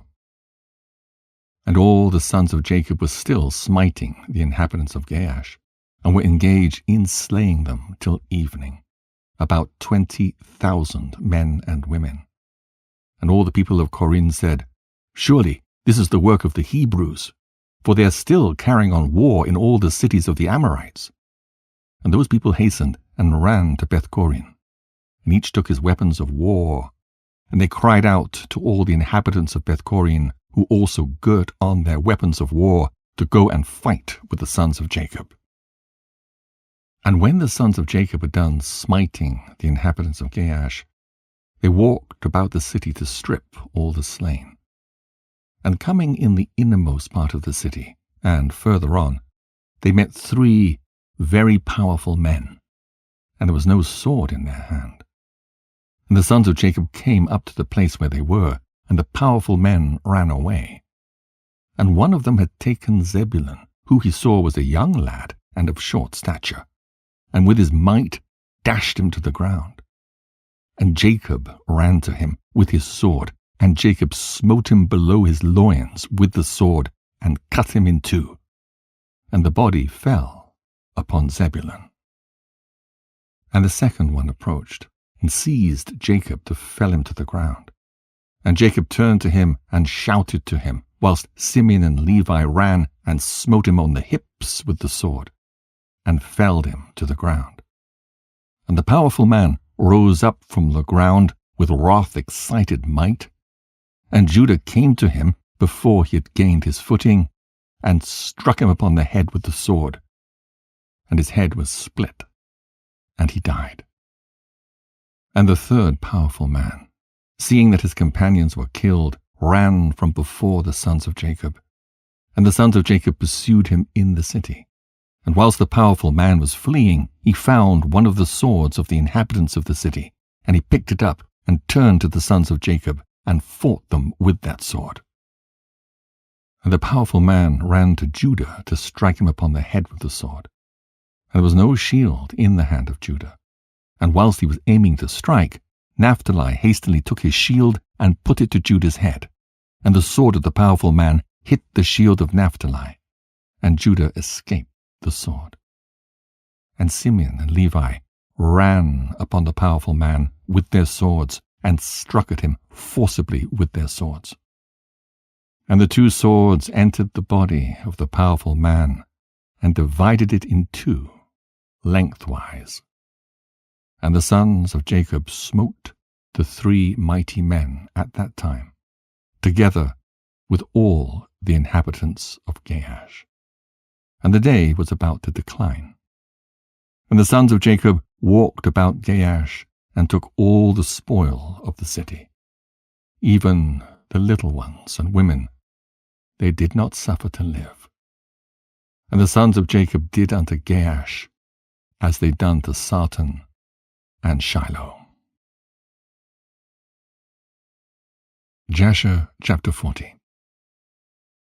And the sons of Jacob led away all the spoil of Gaash, and went out of the city by night. They were going out marching toward the castle of Beth-Corin, and the inhabitants of Beth-Corin were going to the castle to meet them. And on that night the sons of Jacob fought with the inhabitants of Beth-Corin in the castle of Beth-Corin. And all the inhabitants of Beth-Corin were mighty men. One of them would not flee from before 1,000 men. And they fought on that night upon the castle, and their shouts were heard on that night from afar, and the earth quaked at their shouting. And the sons of Jacob were afraid of those men, for they were not accustomed to fight in the dark, and they were greatly confounded. And the sons of Jacob cried unto the Lord, saying, Give help to us, O Lord. Deliver us, that we may not die by the hands of these uncircumcised men. And the Lord hearkened to the voice of the sons of Jacob. And the Lord caused great terror and confusion to seize the people of Beth-Corin, and they fought amongst themselves, the one with the other in the darkness of night, and smote each other in great numbers. And the sons of Jacob, knowing that the Lord had brought a spirit of perverseness amongst those men, and that they fought each man with his neighbor, went forth from among the bands of the people of Beth-Corin, and went as far as the descent of the castle of Beth-Corin, and farther, and they tarried there securely with their young men on that night. And the people of Beth-Corin fought the whole night, one man with his brother, and the other with his neighbor. And they cried out in every direction upon the castle, and their cry was heard at a distance. And the whole earth shook at their voice, for they were powerful above all the people of the earth.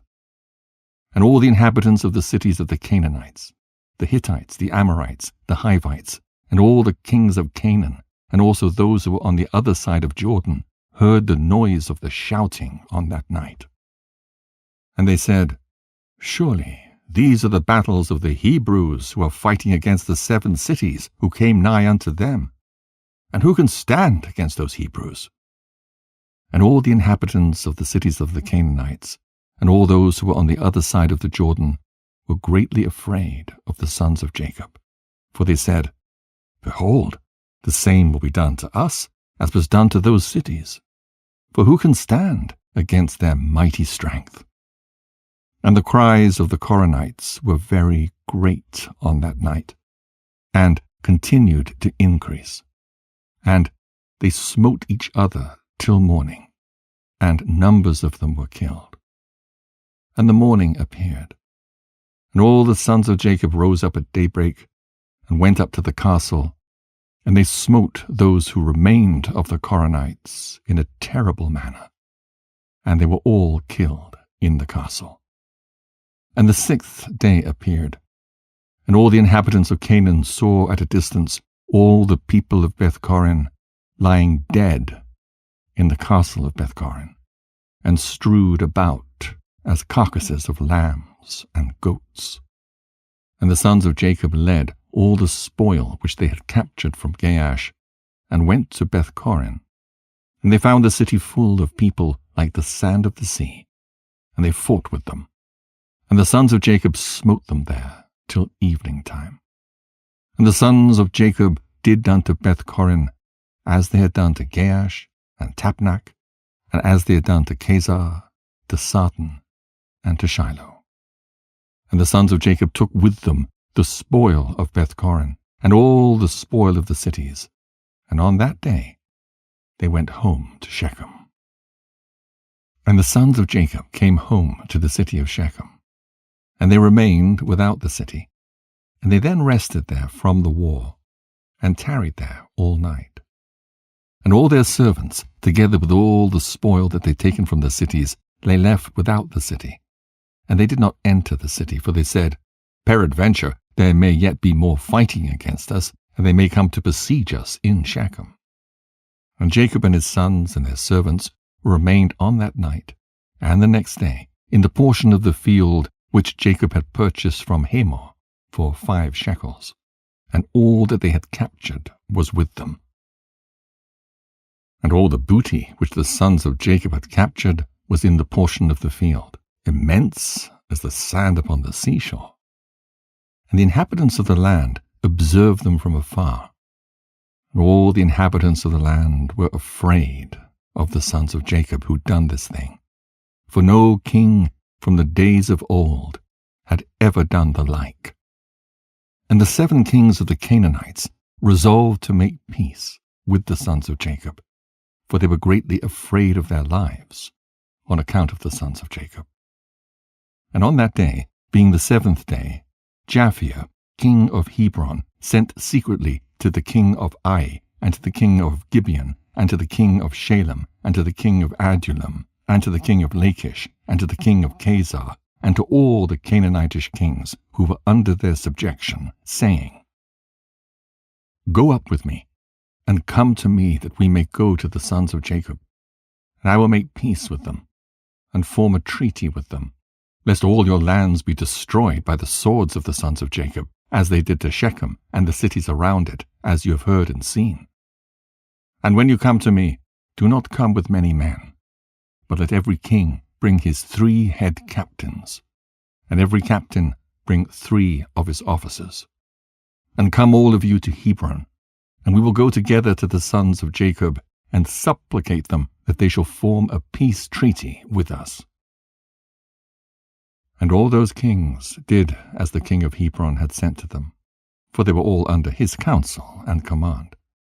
And all the kings of Canaan assembled to go to the sons of Jacob to make peace with them. And the sons of Jacob returned, and went to the portion of the field that was in Shechem, for they did not put confidence in the kings of the land. And the sons of Jacob returned, and remained in the portion of the field 10 days, and no one came to make war with them. And when the sons of Jacob saw that there was no appearance of war, they all assembled and went to the city of Shechem, And the sons of Jacob remained in Shechem. And at the expiration of 40 days, all the kings of the Amorites assembled from all their places and came to Hebron, to Japhia, king of Hebron. And the number of kings that came to Hebron to make peace with the sons of Jacob was 21 kings. And the number of captains that came with them was 69, and their men were 189. And all these kings and their men rested by Mount Hebron. And the king of Hebron went out with his 3 captains and 9 men, and these kings resolved to go to the sons of Jacob to make peace.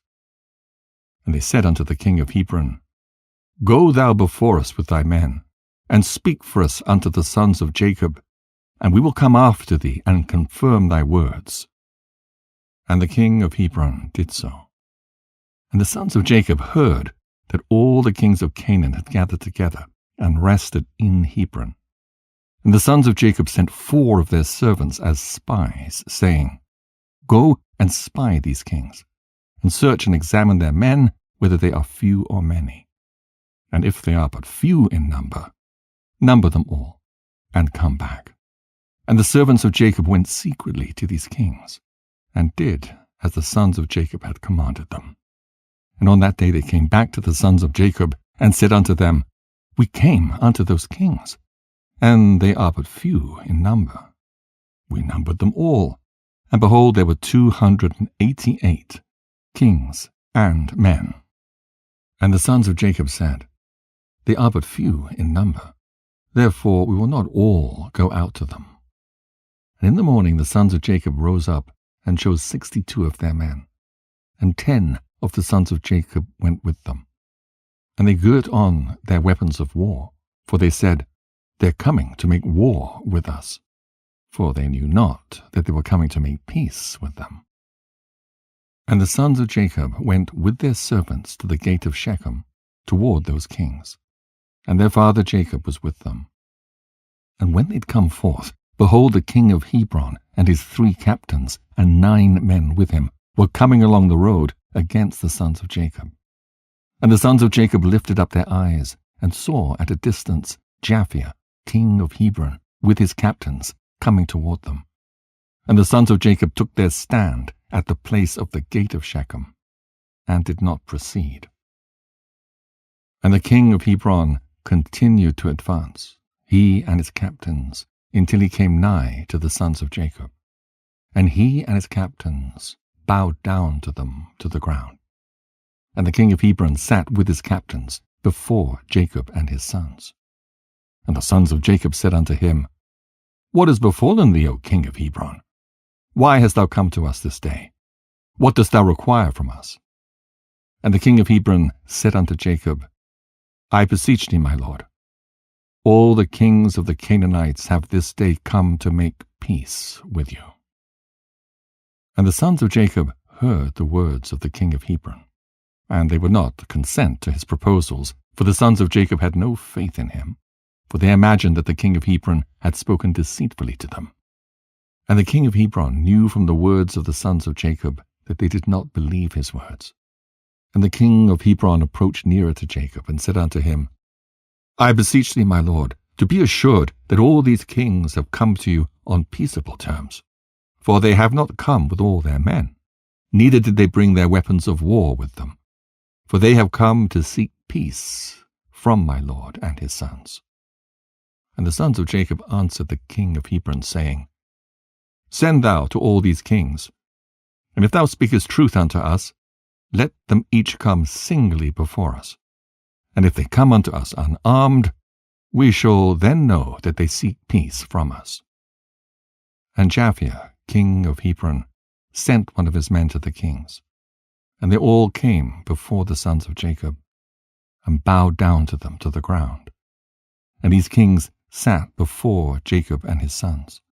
And they spoke unto them, saying, We have heard all that you did to the kings of the Amorites with your sword and exceedingly mighty arm, so that no man could stand up before you.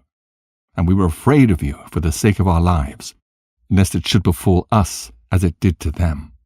So We have come to you to form a treaty of peace between us. And now, therefore, contract with us a covenant of peace and truth, that you will not meddle with us, inasmuch as we have not meddled with you." And the sons of Jacob knew that they had really come to seek peace from them.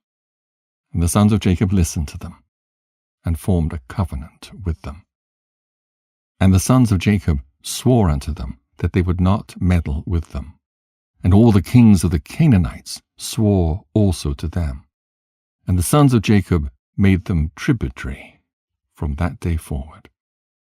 And after this, all the captains of these kings came with their men before Jacob with presents in their hands for Jacob and his sons. And they bowed down to him to the ground. And these kings then urged the sons of Jacob and begged of them to return all the spoil they had captured from the 7 cities of the Amorites. And the sons of Jacob did so, and they returned all that they had captured, the women, the little ones, the cattle, and all the spoil which they had taken. And they sent them off, and they went away, each to his city. And all these kings again bowed down to the sons of Jacob, and they sent or brought them many gifts in those days.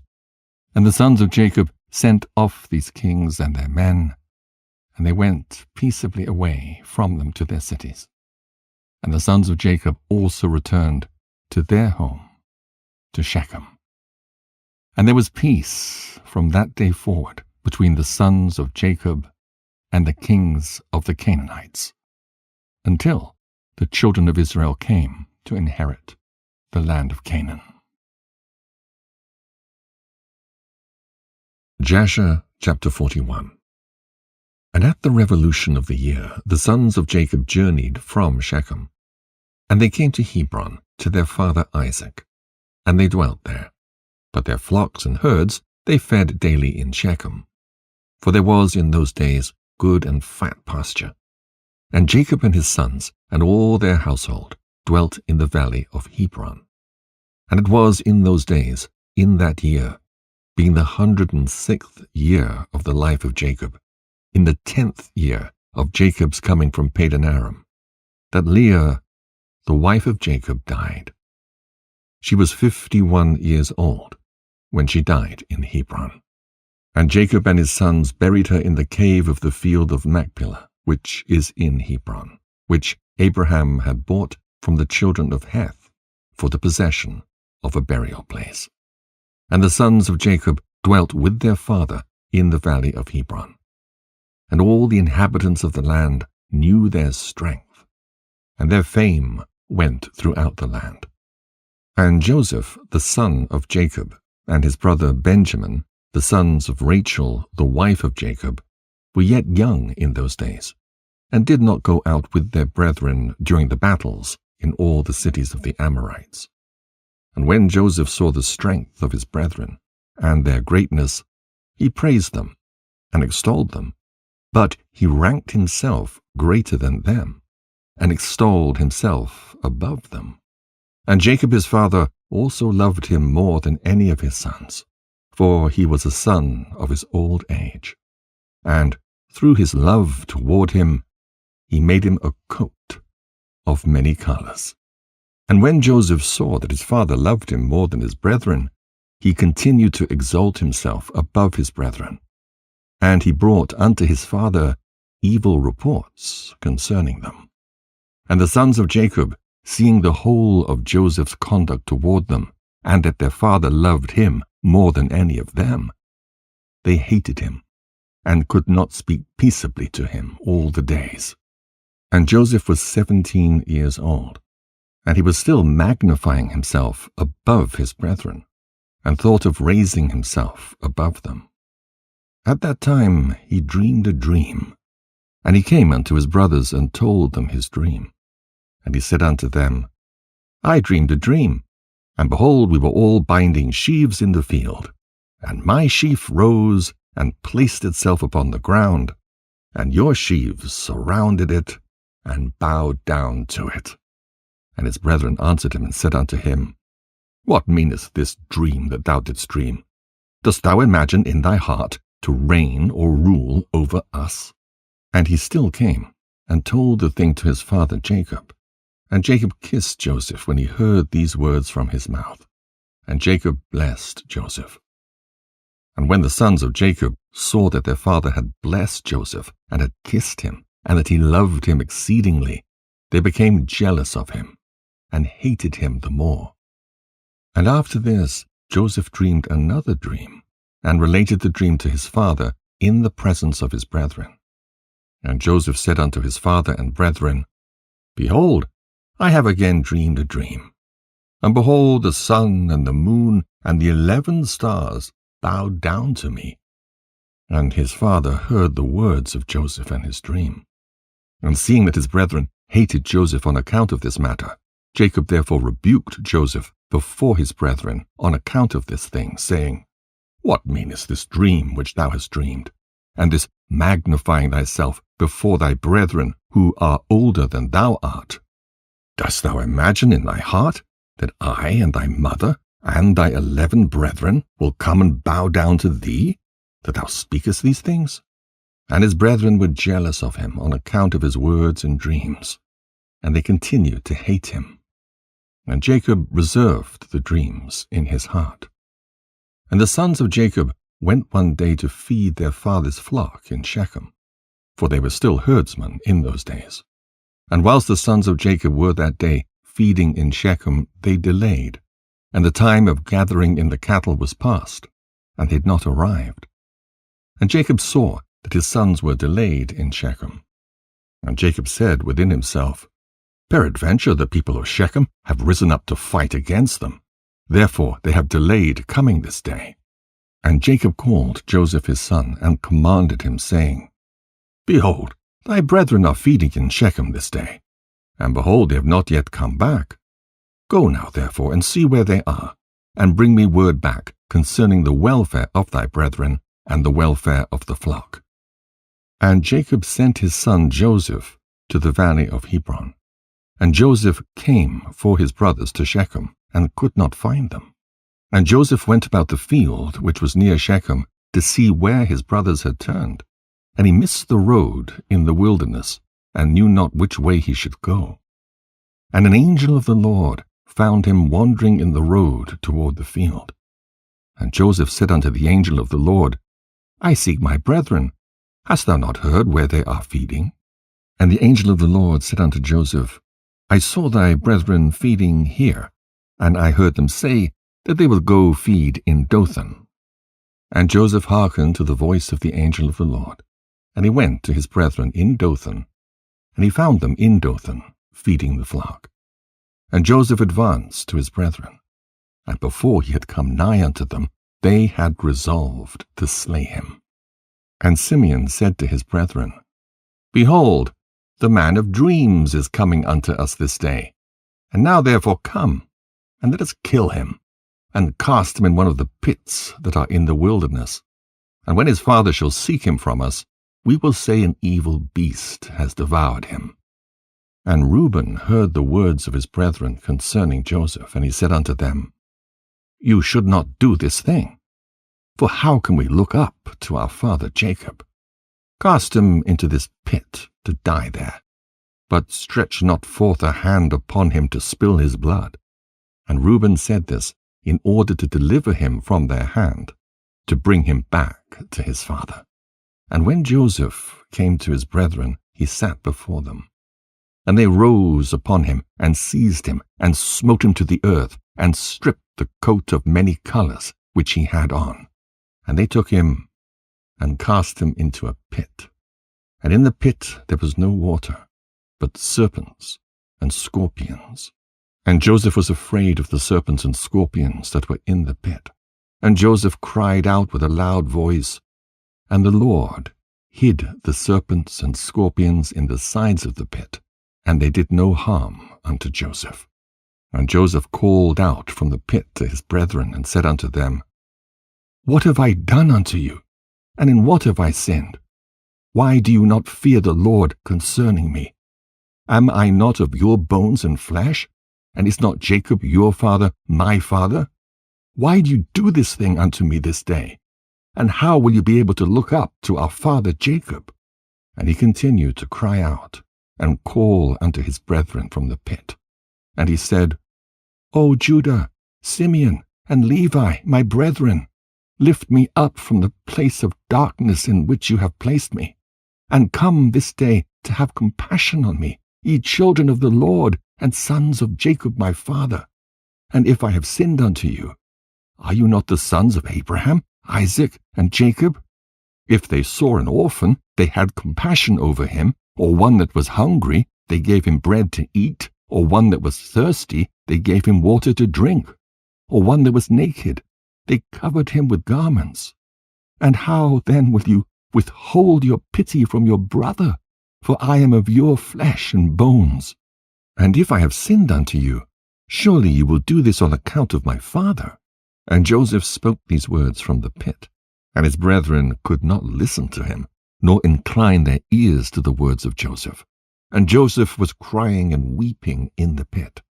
And Joseph said, Oh, that my father knew this day the act which my brothers have done unto me, and the words which they have this day spoken unto me. And all his brethren heard his cries and weeping in the pit. And his brethren went and removed themselves from the pit, so that they might not hear the cries of Joseph and his weeping in the pit. Jasher chapter 42.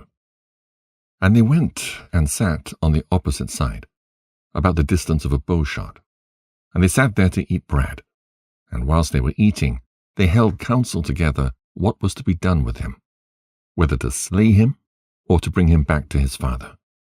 They were holding the counsel when they lifted up their eyes, and saw, and behold, there was a company of Ishmaelites coming at a distance by the road of Gilead, going down to Egypt.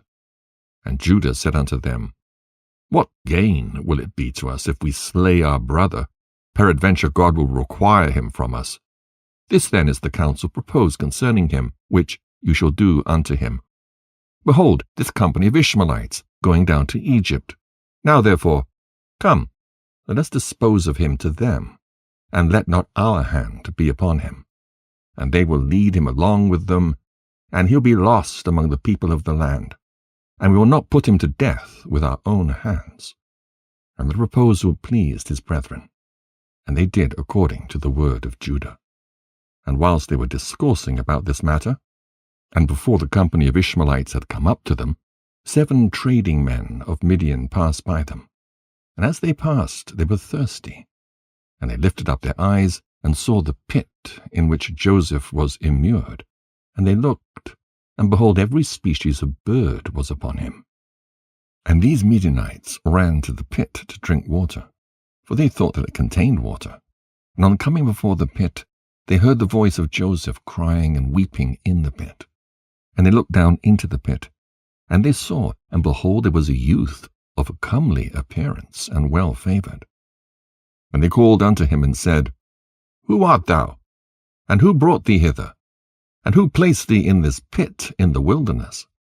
And they all assisted to raise up Joseph, and they drew him out, and brought him up from the pit, and took him, and went away on their journey, and passed by his brethren. And these said unto them, Why do you do this, to take our servant from us, and to go away? Surely we placed this youth in the pit, because he rebelled against us. And you come and bring him up and lead him away? Now then give us back our servant. And the Midianites answered and said unto the sons of Jacob, Is this your servant, or does this man attend you? Peradventure you are all his servants, for he is more comely and well-favored than any of you. And why do you all speak falsely unto us? Now therefore we will not listen to your words, nor attend to you.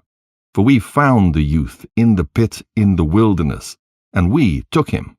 We will therefore go on.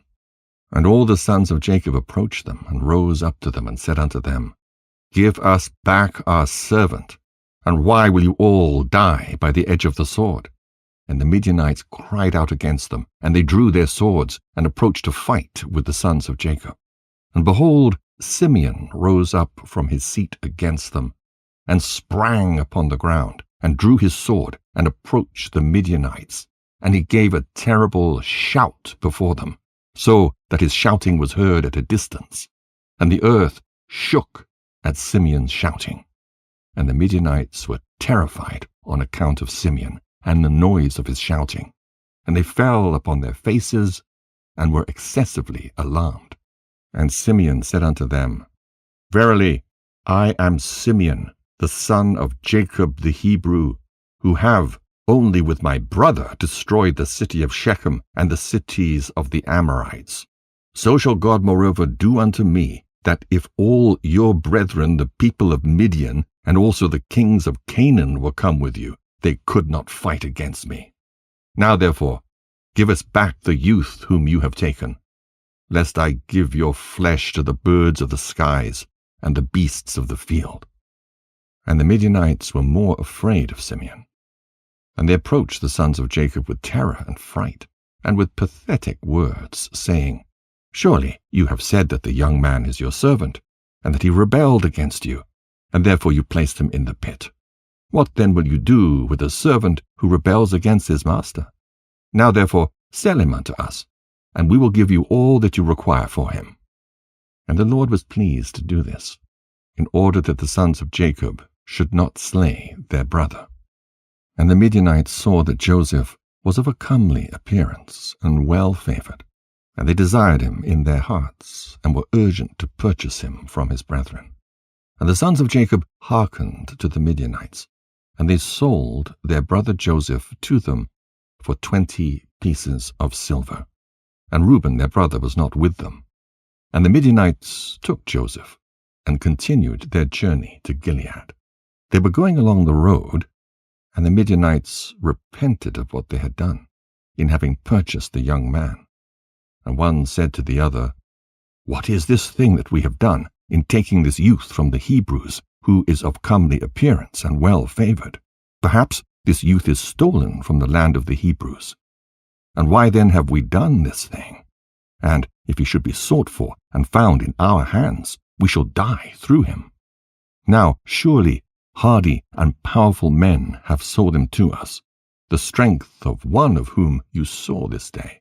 Perhaps they stole him from his land with their might and with their powerful arm, and have therefore sold him to us for the small value which we gave unto them.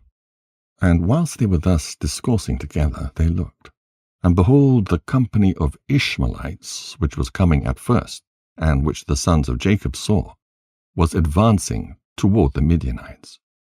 And the Midianites said to each other, Come, let us sell this youth to the company of Ishmaelites who are coming toward us, and we'll take for him the little that we gave for him, and we will be delivered from this evil. And they did so. And they reached the Ishmaelites. And the Midianites sold Joseph to the Ishmaelites for 20 pieces of silver, which they had given for him to his brethren. And the Midianites went on their road to Gilead, and the Ishmaelites took Joseph, and they let him ride upon one of the camels, and they were leading him to Egypt. And Joseph heard that the Ishmaelites were proceeding to Egypt. And Joseph lamented and wept at this thing, that he was to be so far removed from the land of Canaan, from his father. And he wept bitterly whilst he was riding upon the camel. And one of their men observed him, and made him go down from the camel and walk on foot.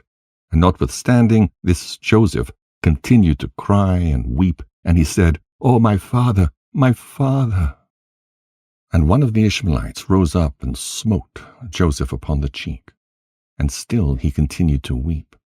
And Joseph was fatigued in the road, and was unable to proceed on account of the bitterness of his soul.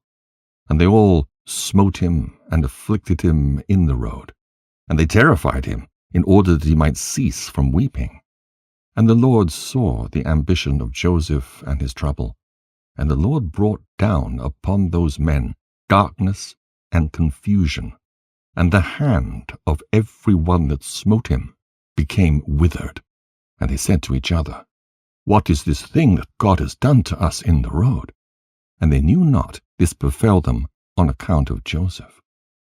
And the men proceeded on the road, and they passed along the road of Ephrath, where Rachel was buried.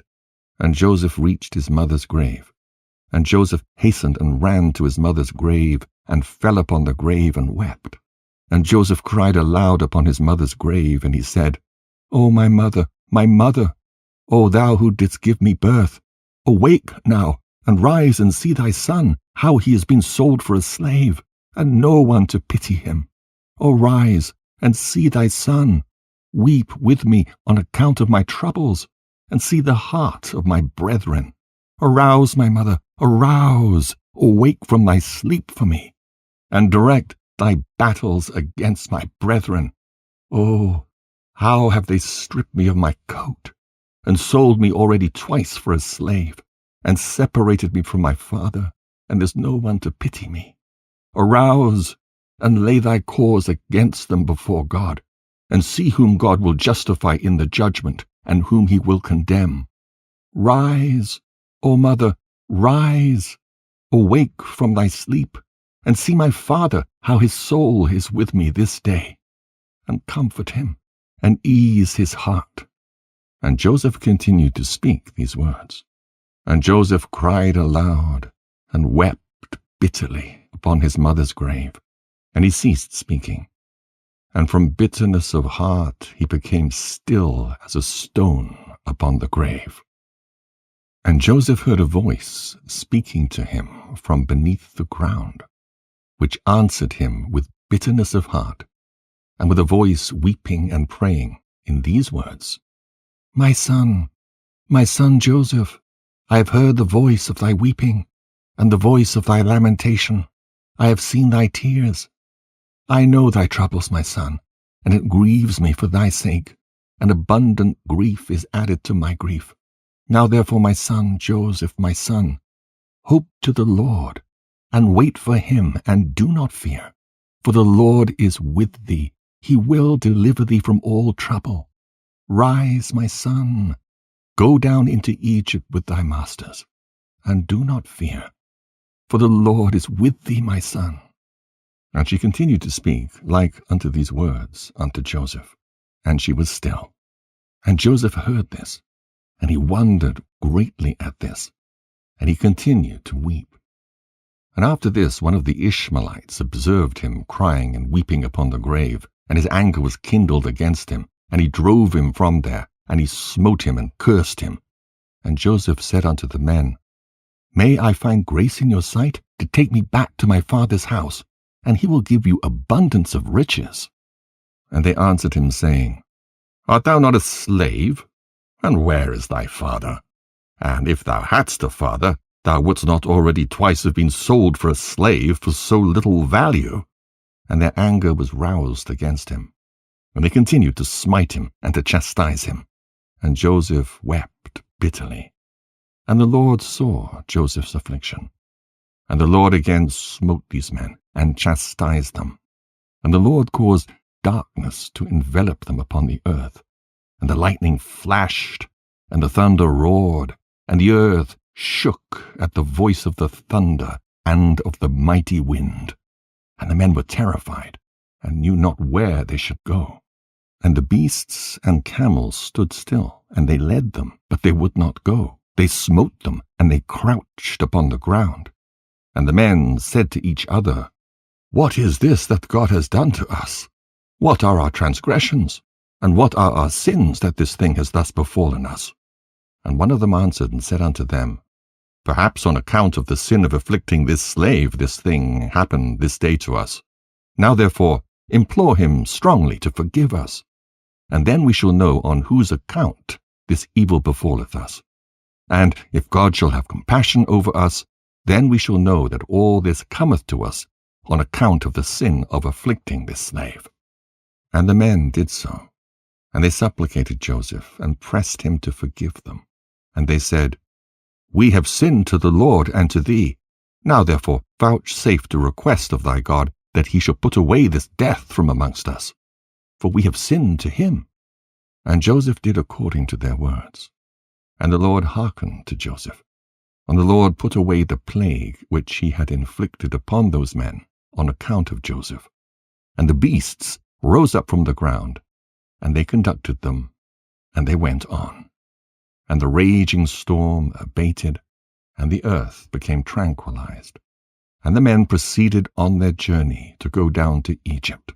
And the men knew that this evil had befallen them on account of Joseph. And they said to each other, Behold, we know that it was on account of his affliction that this evil befell us. Now therefore why should we bring this death upon our souls? Let us hold counsel what to do with this slave. And one answered and said, Surely he told us to bring him back to his father. Now therefore come, let us take him back, and we will go to the place that he will tell us, and take from his family the price that we gave for him, and we will then go away. And one answered again and said, Behold, this counsel is very good, but we cannot do so, for the way is very far from us, and we cannot go out of our road. And one more answered and said unto them, This is the counsel to be adopted. We will not swerve from it. Behold, we are this day going to Egypt, and when we shall have come to Egypt, we will sell him there at a high price, and we will be delivered from his evil. And this thing pleased the men, and they did so, and they continued their journey to Egypt with Joseph. Jasher chapter 43. And when the sons of Jacob had sold their brother Joseph to the Midianites, their hearts were smitten on account of him, and they repented of their acts. And they sought for him to bring him back, but could not find him. And Reuben returned to the pit in which Joseph had been put, in order to lift him out and restore him to his father. And Reuben stood by the pit, and he heard not a word. And he called out, Joseph, Joseph! And no one answered or uttered a word. And Reuben said, Joseph has died through fright, or some serpent has caused his death. And Reuben descended into the pit, and he searched for Joseph, and could not find him in the pit. And he came out again. And Reuben tore his garments, and he said, The child is not there, and how shall I reconcile my father about him, if he be dead? And he went to his brethren, and found them grieving on account of Joseph, and counseling together how to reconcile their father about him. And Reuben said unto his brethren, I came to the pit, and behold, Joseph was not there. What then shall we say unto our father? For my father will only seek the lad from me. And his brethren answered him, saying, Thus and thus we did, and our hearts afterward smote us on account of this act. And we now sit to seek a pretext how we shall reconcile our father to it. And Reuben said unto them, What is this you've done to bring down the gray hairs of our father in sorrow to the grave? The thing is not good that you have done. And Reuben sat with them. And they all rose up and swore to each other not to tell this thing unto Jacob. And they all said, The man who will tell this to our father or his household, or who will report this to any of the children of the land, we will all rise up against him and slay him with the sword. And the sons of Jacob feared each other in this matter, from the youngest to the oldest. And no one spoke a word, and they concealed the thing in their hearts. And they afterward sat down to determine and invent something to say unto their father Jacob concerning all these things. And Issachar said unto them, Here is an advice for you, if it seem good in your eyes to do this thing. Take the coat which belongeth to Joseph, and tear it, and kill a kid of the goats, and dip it in its blood, and send it to our father.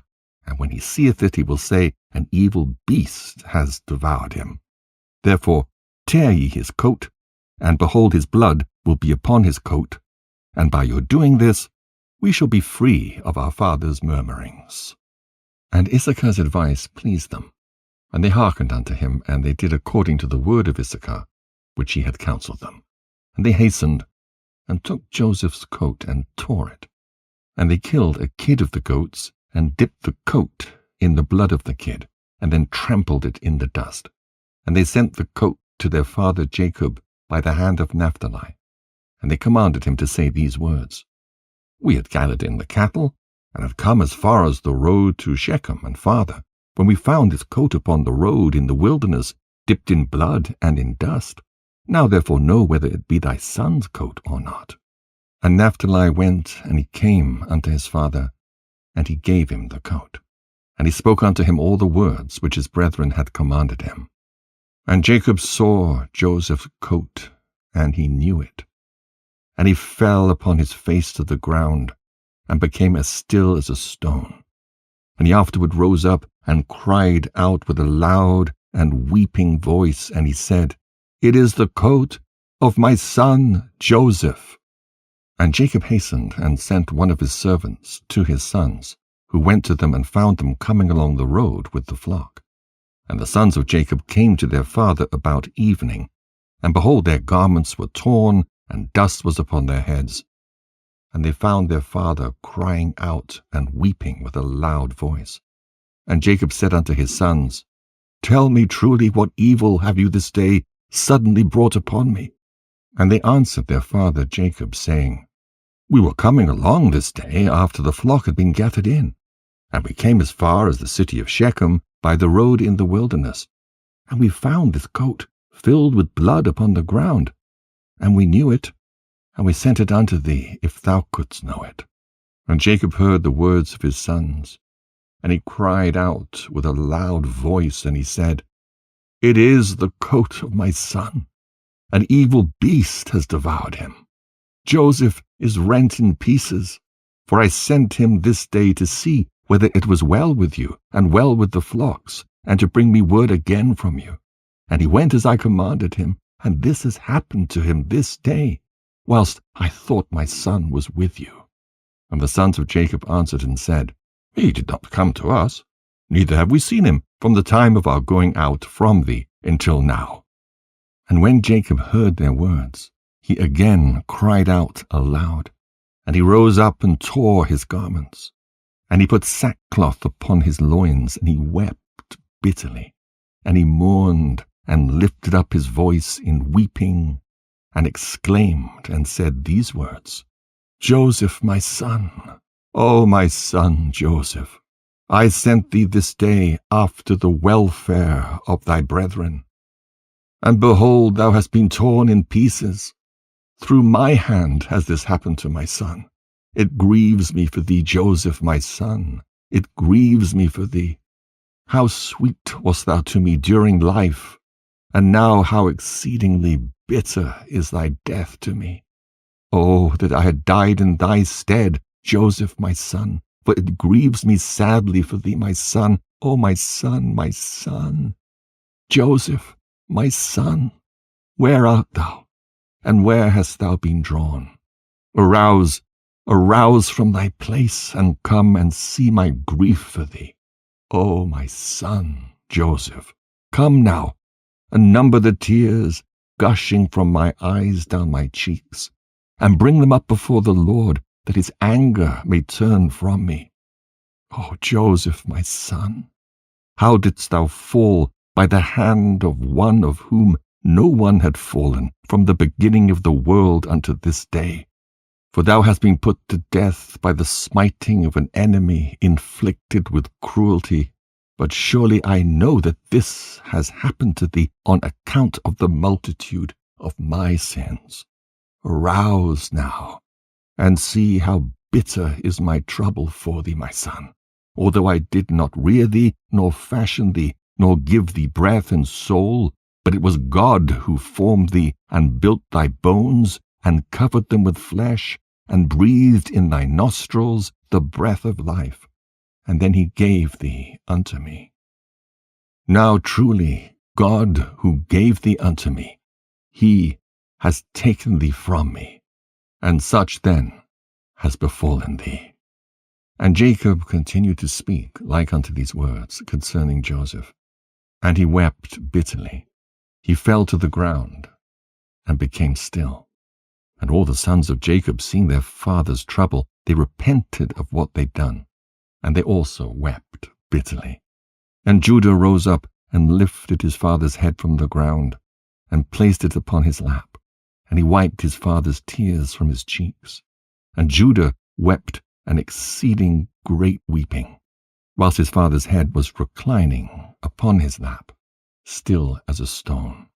And the sons of Jacob saw their father's trouble, and they lifted up their voices and continued to weep. And Jacob was yet lying upon the ground, still as a stone. And all his sons and his servants children rose up and stood round him to comfort him. And he refused to be comforted. And the whole household of Jacob rose up and mourned a great mourning on account of Joseph and their father's trouble. And the intelligence reached Isaac, the son of Abraham, the father of Jacob. And he wept bitterly on account of Joseph, he and all his household.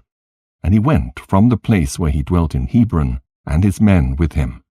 And he comforted Jacob his son, and he refused to be comforted.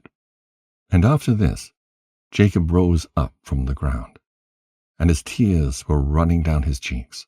And he said unto his sons, Rise up, and take your swords and your bows, and go forth into the field, and seek whether you can find my son's body, and bring it unto me, that I may bury it. Seek also, I pray you, among the beasts, and hunt them, and that which shall come the first before you, seize, and bring it unto me. Perhaps the Lord will this day pity my affliction, and prepare before you that which did tear my son in pieces, and bring it unto me, and I will avenge the cause of my son. And his sons did as their father had commanded them. And they rose up early in the morning, and each took his sword and his bow in his hand. And they went forth into the field to hunt the beasts. And Jacob was still crying aloud and weeping, and walking to and fro in the house, and smiting his hands together, saying, Joseph, my son, Joseph, my son. And the sons of Jacob went into the wilderness to seize the beasts. And behold, a wolf came toward them, and they seized him, and brought him unto their father. And they said unto him, This is the first we have found, and we have brought him unto thee as thou didst command us. And thy son's body we could not find. And Jacob took the beast from the hands of his sons, and he cried out with a loud and weeping voice, holding the beast in his hand. And he spoke with a bitter heart unto the beast. Why didst thou devour my son Joseph? And how didst thou have no fear of the God of the earth, or of my trouble for my son Joseph? And thou didst devour my son for naught, because he committed no violence, and didst thereby render me culpable on this account. Therefore God will require him that is persecuted. And the Lord opened the mouth of the beast in order to comfort Jacob with its words. And it answered Jacob, and spoke these words unto him. As God liveth, who created us in the earth, and as thy soul liveth, my Lord, I did not see thy son, neither did I tear him to pieces. But from a distant land I also came to seek my son, who went from me this day, and I know not whether he be living or dead. And I came this day into the field to seek my son. And your sons found me and seized me, and increased my grief, and have this day brought me before thee. And I have now spoken all my words to thee. And now therefore, O Son of Man, I am in thy hands. And do unto me this day as it may seem good in thy sight. But by the life of God who created me, I did not see thy son, nor did I tear him to pieces, neither has the flesh of man entered my mouth all the days of my life. And when Jacob heard the words of the beast, he was greatly astonished, and sent forth the beast from his hand, and she went her way. And Jacob was still crying aloud and weeping for Joseph day after day, and he mourned for his son many days. Jasher chapter 44. And the sons of Ishmael, who had bought Joseph from the Midianites, who had bought him from his brethren, went to Egypt with Joseph. And they came upon the borders of Egypt. And when they came near unto Egypt, they met 4 men of the sons of Medan, the son of Abraham, who had gone forth from the land of Egypt on their journey. And the Ishmaelites said unto them, Do you desire to purchase the slave from us? And they said, Deliver him over to us. And they delivered Joseph over to them, and they beheld him, and he was a very comely youth. And they purchased him for 20 shekels. And the Ishmaelites continued their journey to Egypt. And the Medanim also returned that day to Egypt. And the Medanim said to each other, Behold, we have heard that Potiphar, an officer of Pharaoh, captain of the guard, seeketh a good servant who shall stand before him to attend him, and to make him overseer over his house, and all belonging to him.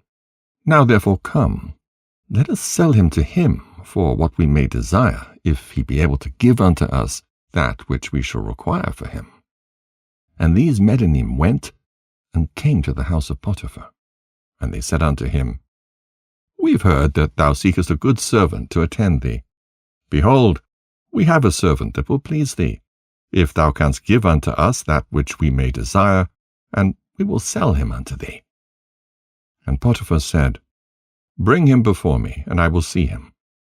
And if he please me, I will give unto you that which you require for him. And the Medanim went and brought Joseph, and placed him before Potiphar. And he saw him, and he pleased him exceedingly. And Potiphar said unto them, Tell me what you require for this youth. And they said, 400 pieces of silver we desire for him.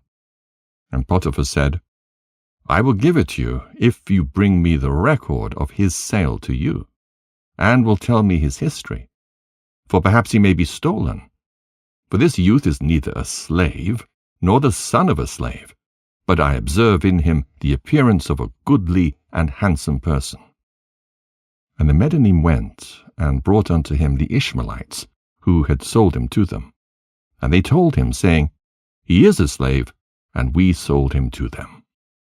And Potiphar heard the words of the Ishmaelites in his giving the silver unto the Medanim. And the Medanim took the silver and went on their journey.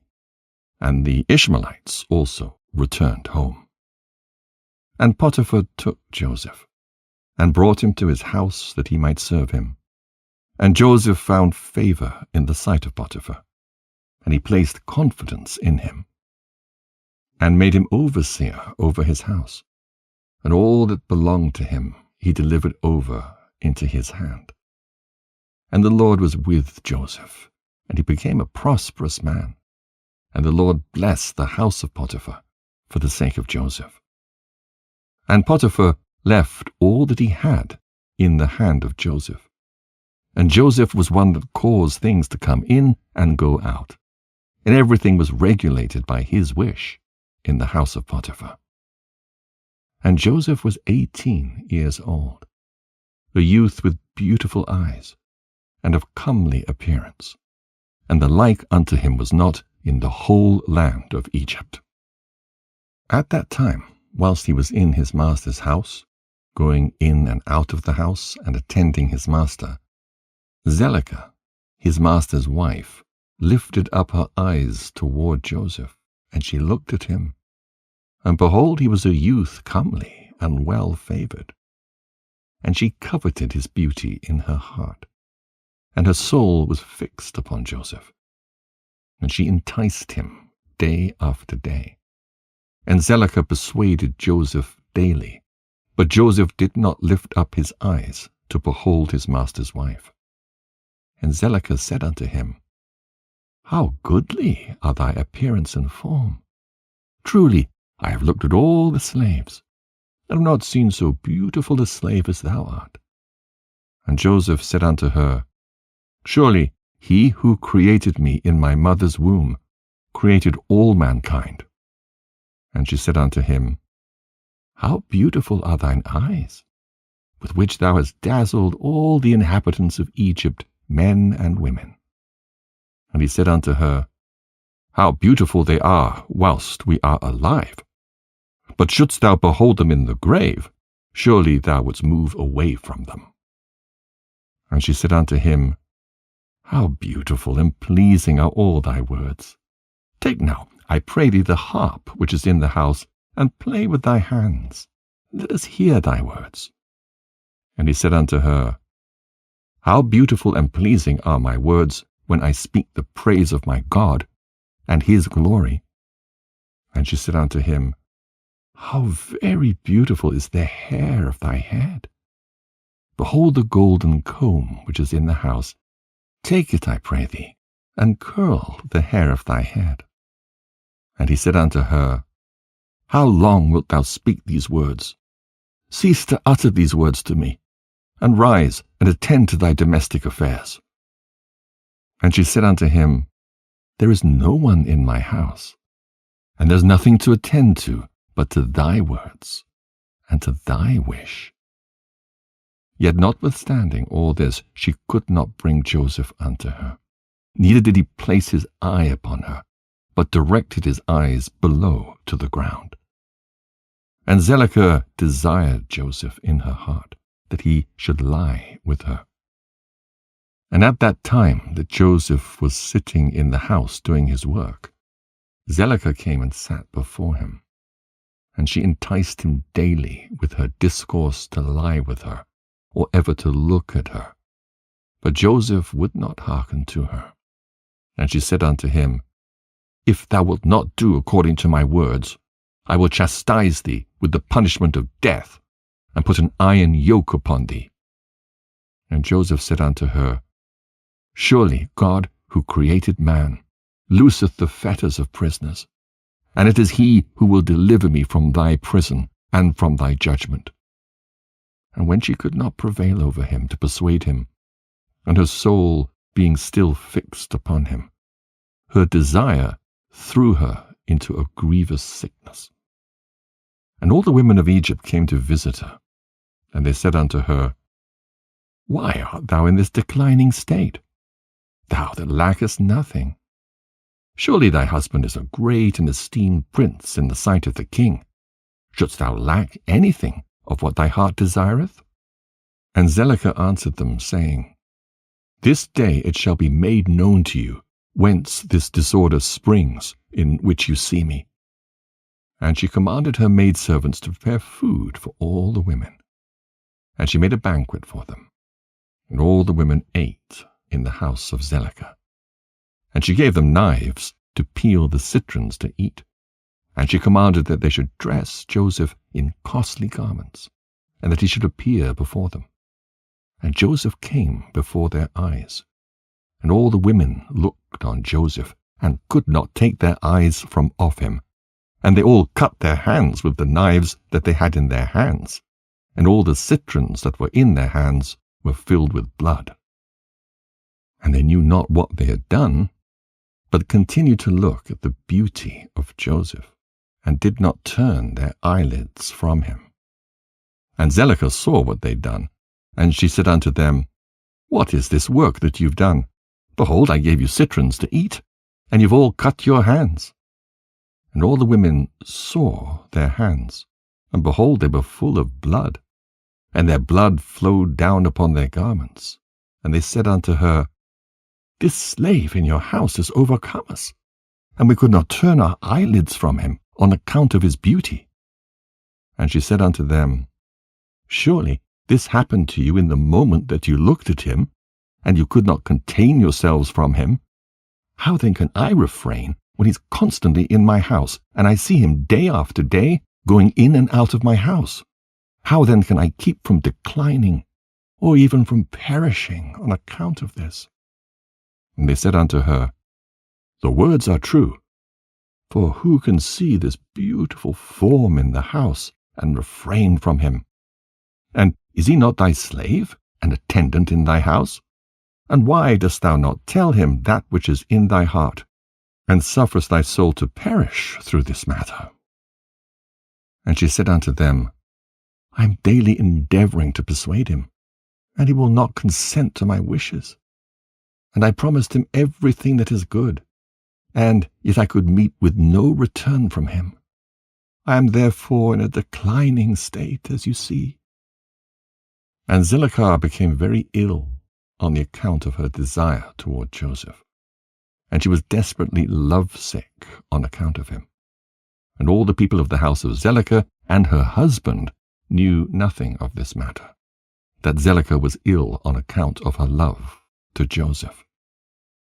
And all the people of her house asked her, saying, Why art thou ill and declining, and lackest nothing?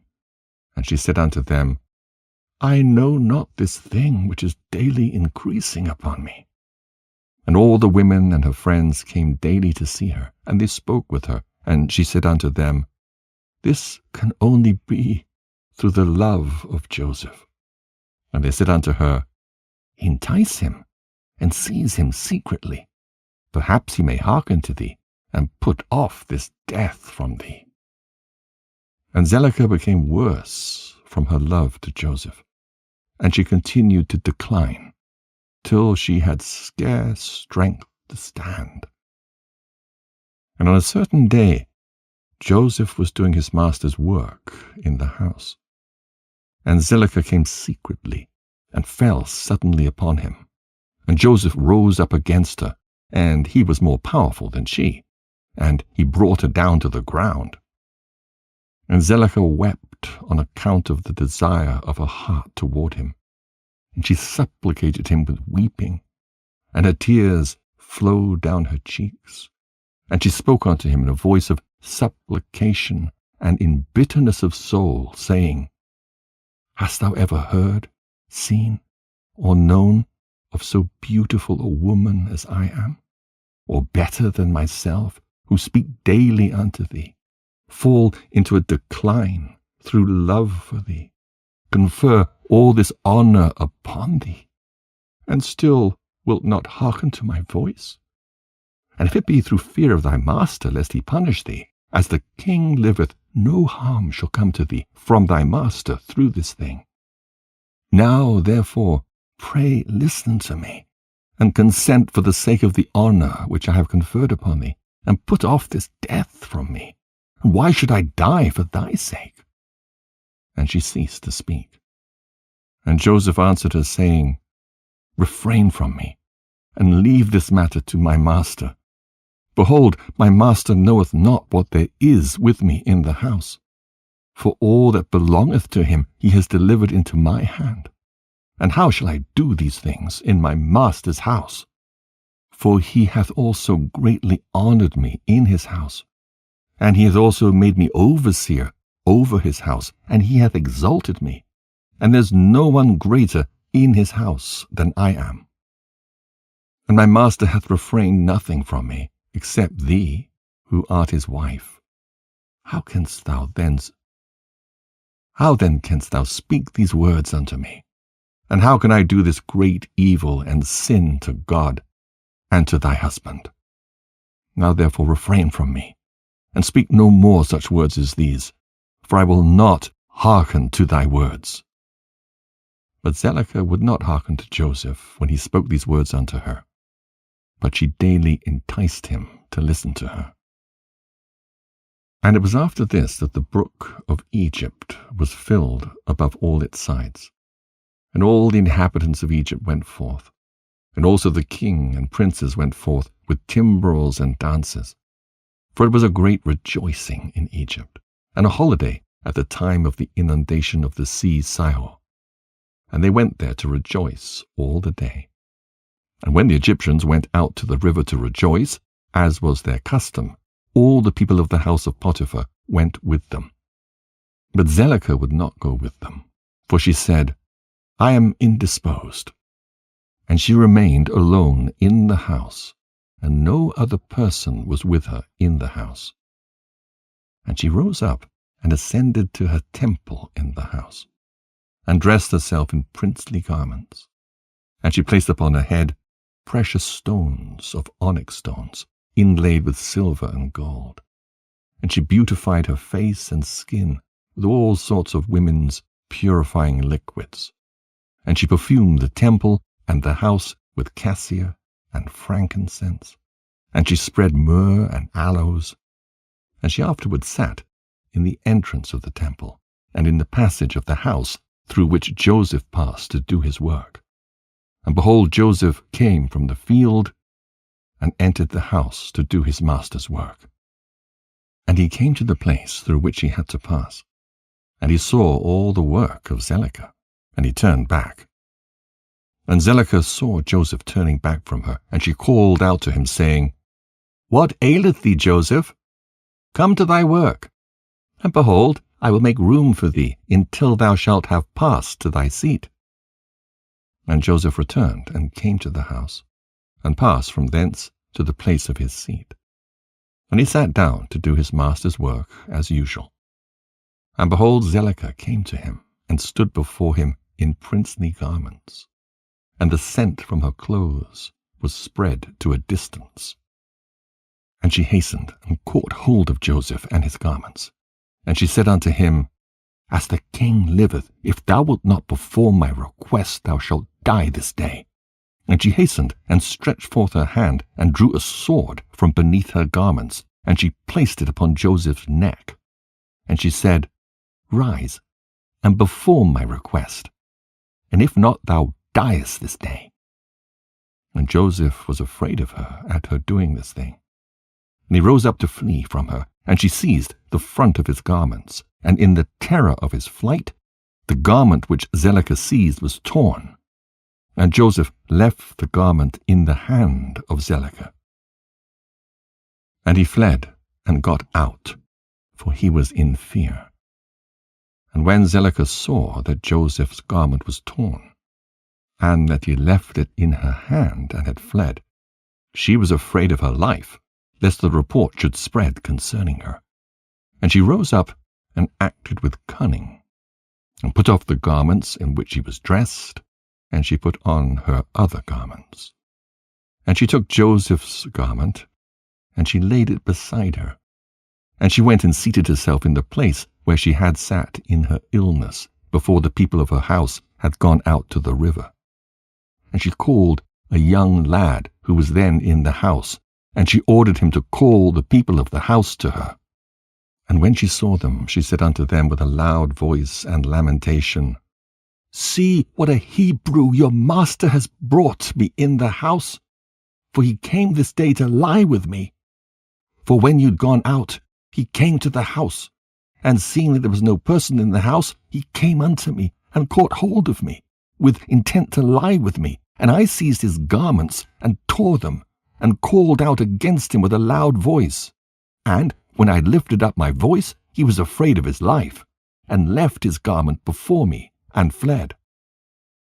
And the people of her house spoke nothing, but their wrath was very much kindled against Joseph. And they went to his master, and told him the words of his wife. And Potiphar came home enraged, and his wife cried out to him, saying, What is this thing that thou hast done unto me in bringing a Hebrew servant into my house? For he came unto me this day to sport with me. Thus did he do unto me this day. And Potiphar heard the words of his wife, and he ordered Joseph to be punished with severe stripes. And they did so to him.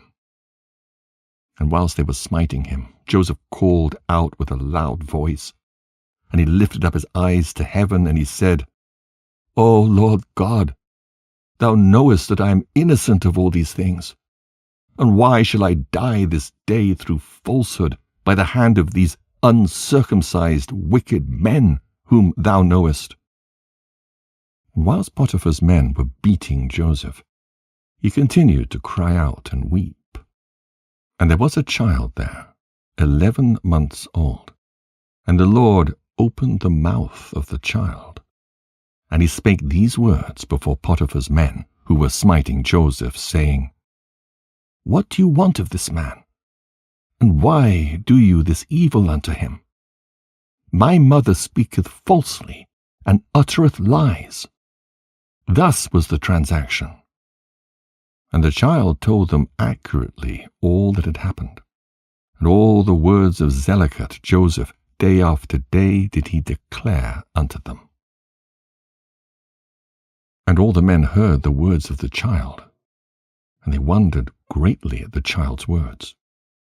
And the child ceased to speak, and became still. And Potiphar was very much ashamed at the words of his son. And he commanded his men not to beat Joseph any more. And the men ceased beating Joseph. And Potiphar took Joseph and ordered him to be brought to justice before the priests, who were judges belonging to the king, in order to judge him concerning this affair. And Potiphar and Joseph came before the priests, who were the king's judges, and he said unto them, Decide, I pray you, what judgment is due to a servant, for thus has he done. And the priests said unto Joseph, Why didst thou do this thing to thy master? And Joseph answered them, saying, Not so, my lords. Thus was the matter. And Potiphar said unto Joseph, Surely I entrusted in thy hands all that belonged to me, and I withheld nothing from thee but my wife. And how couldst thou do this evil? And Joseph answered, saying, Not so, my lord. As the Lord liveth, and as thy soul liveth, my lord, the word which thou didst hear from thy wife is untrue. For thus was the affair this day. A year has elapsed to me, since I have been in thy house. Hast thou seen any iniquity in me, or anything which might cause thee to demand my life? And the priests said unto Potiphar, Send, we pray thee, and let them bring before us Joseph's torn garment, and let us see the tear in it.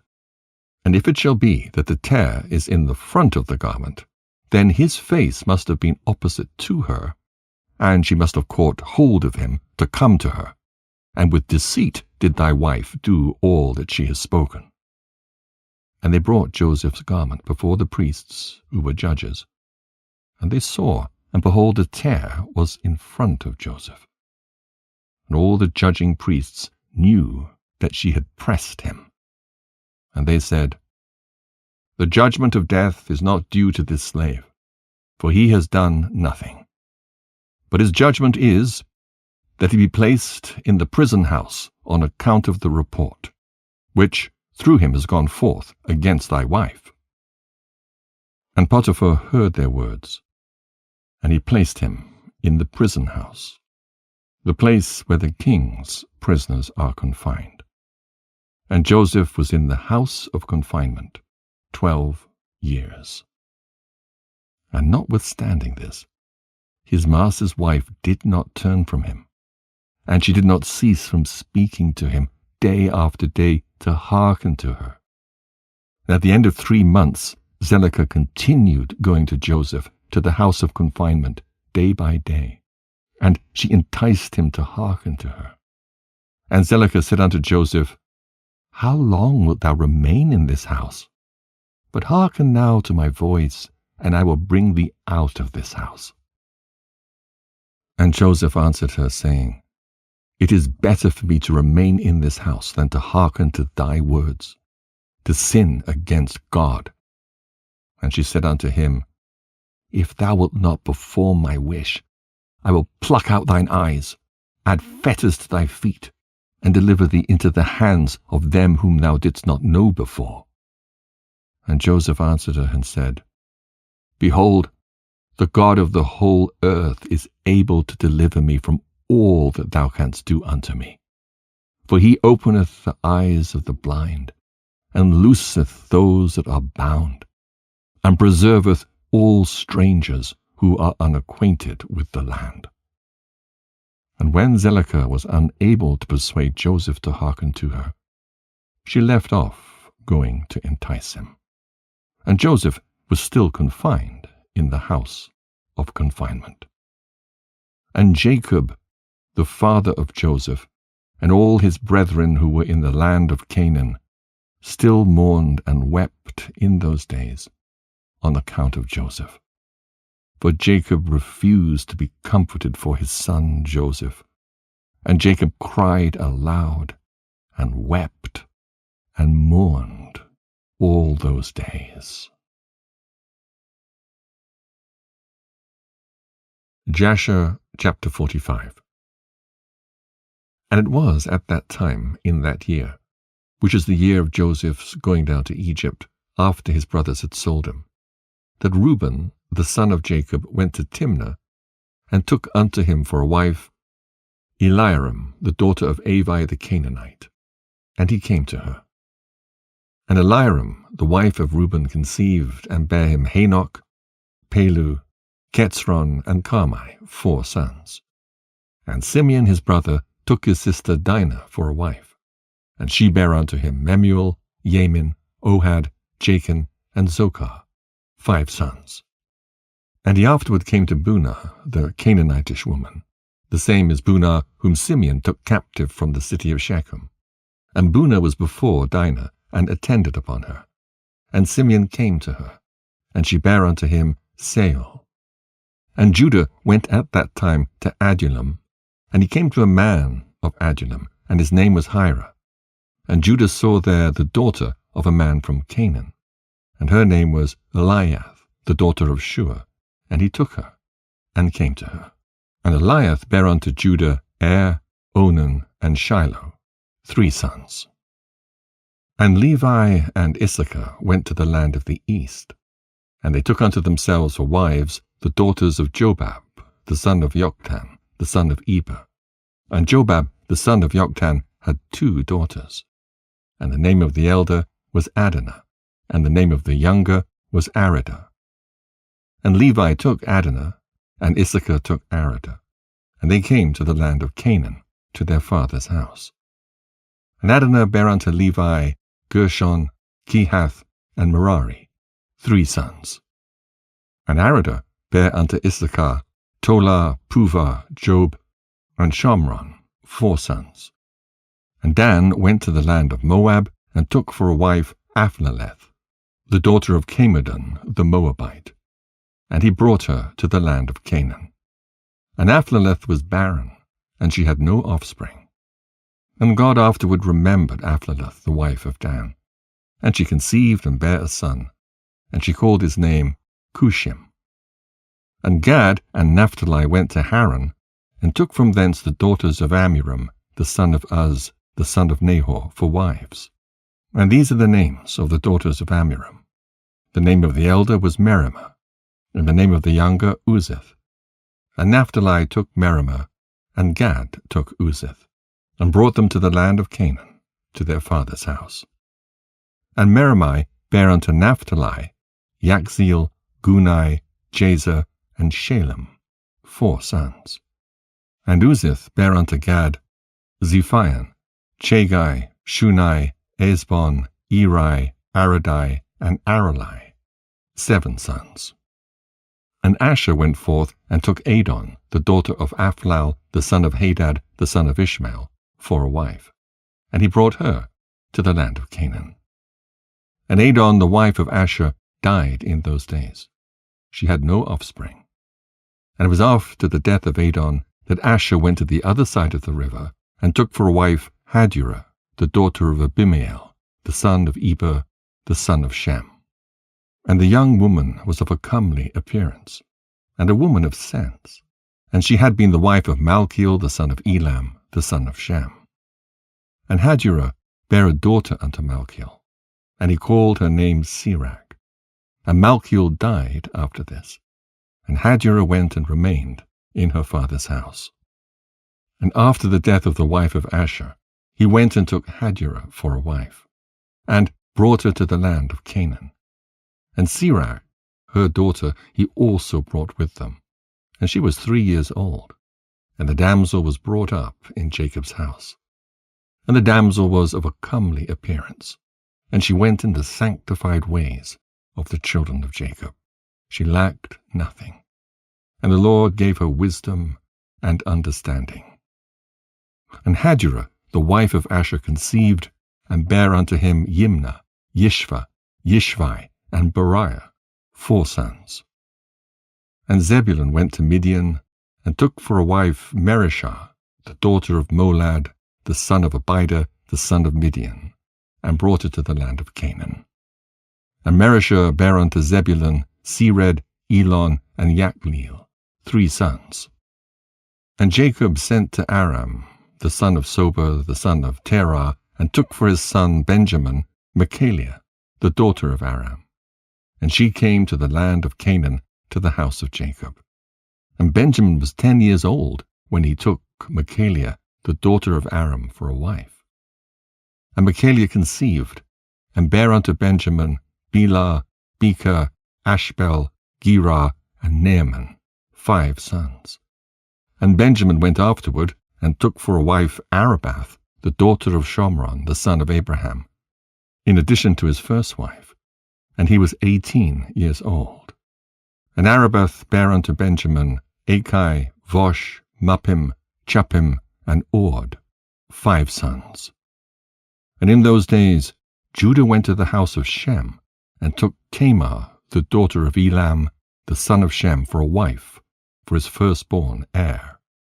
And Er came to his wife Tamar, and she became his wife. And when he came to her, he outwardly destroyed his seed, and his work was evil in the sight of the Lord, and the Lord slew him. And it was after the death of Er, Judah's firstborn, that Judah said to Onan, Go to thy brother's wife, and marry her as the next of kin, and raise up seed to thy brother. And Onan took Tamar for a wife, and he came to her. And Onan also did like unto the work of his brother, and his work was evil in the sight of the Lord, and he slew him also. And when Onan died, Judah said unto Tamar, Remain in thy father's house until my son Shiloh shall have grown up. And Judah did no more delight in Tamar, to give her unto Shiloh, for he said, Peradventure he will also die like his brothers. And Tamar rose up, and went and remained in her father's house. And Tamar was in her father's house for some time. And at the revolution of the year, Eliath, the wife of Judah, died. And Judah was comforted for his wife. And after the death of Eliath, Judah went up with his friend Hira to Timnah to shear their sheep. And Tamar heard that Judah had gone up to Timnah to shear the sheep, and that Shiloh was grown up, and Judah did not delight in her. And Tamar rose up, and put off the garments of her widowhood, and she put a veil upon her, and she entirely covered herself. And she went and sat in the public thoroughfare, which is upon the road to Timnah. And Judah passed, and saw her, and took her, and he came to her, and she conceived by him. And at the time of being delivered, behold, there were twins in her womb. And he called the name of the first Perez, and the name of the second Zerah.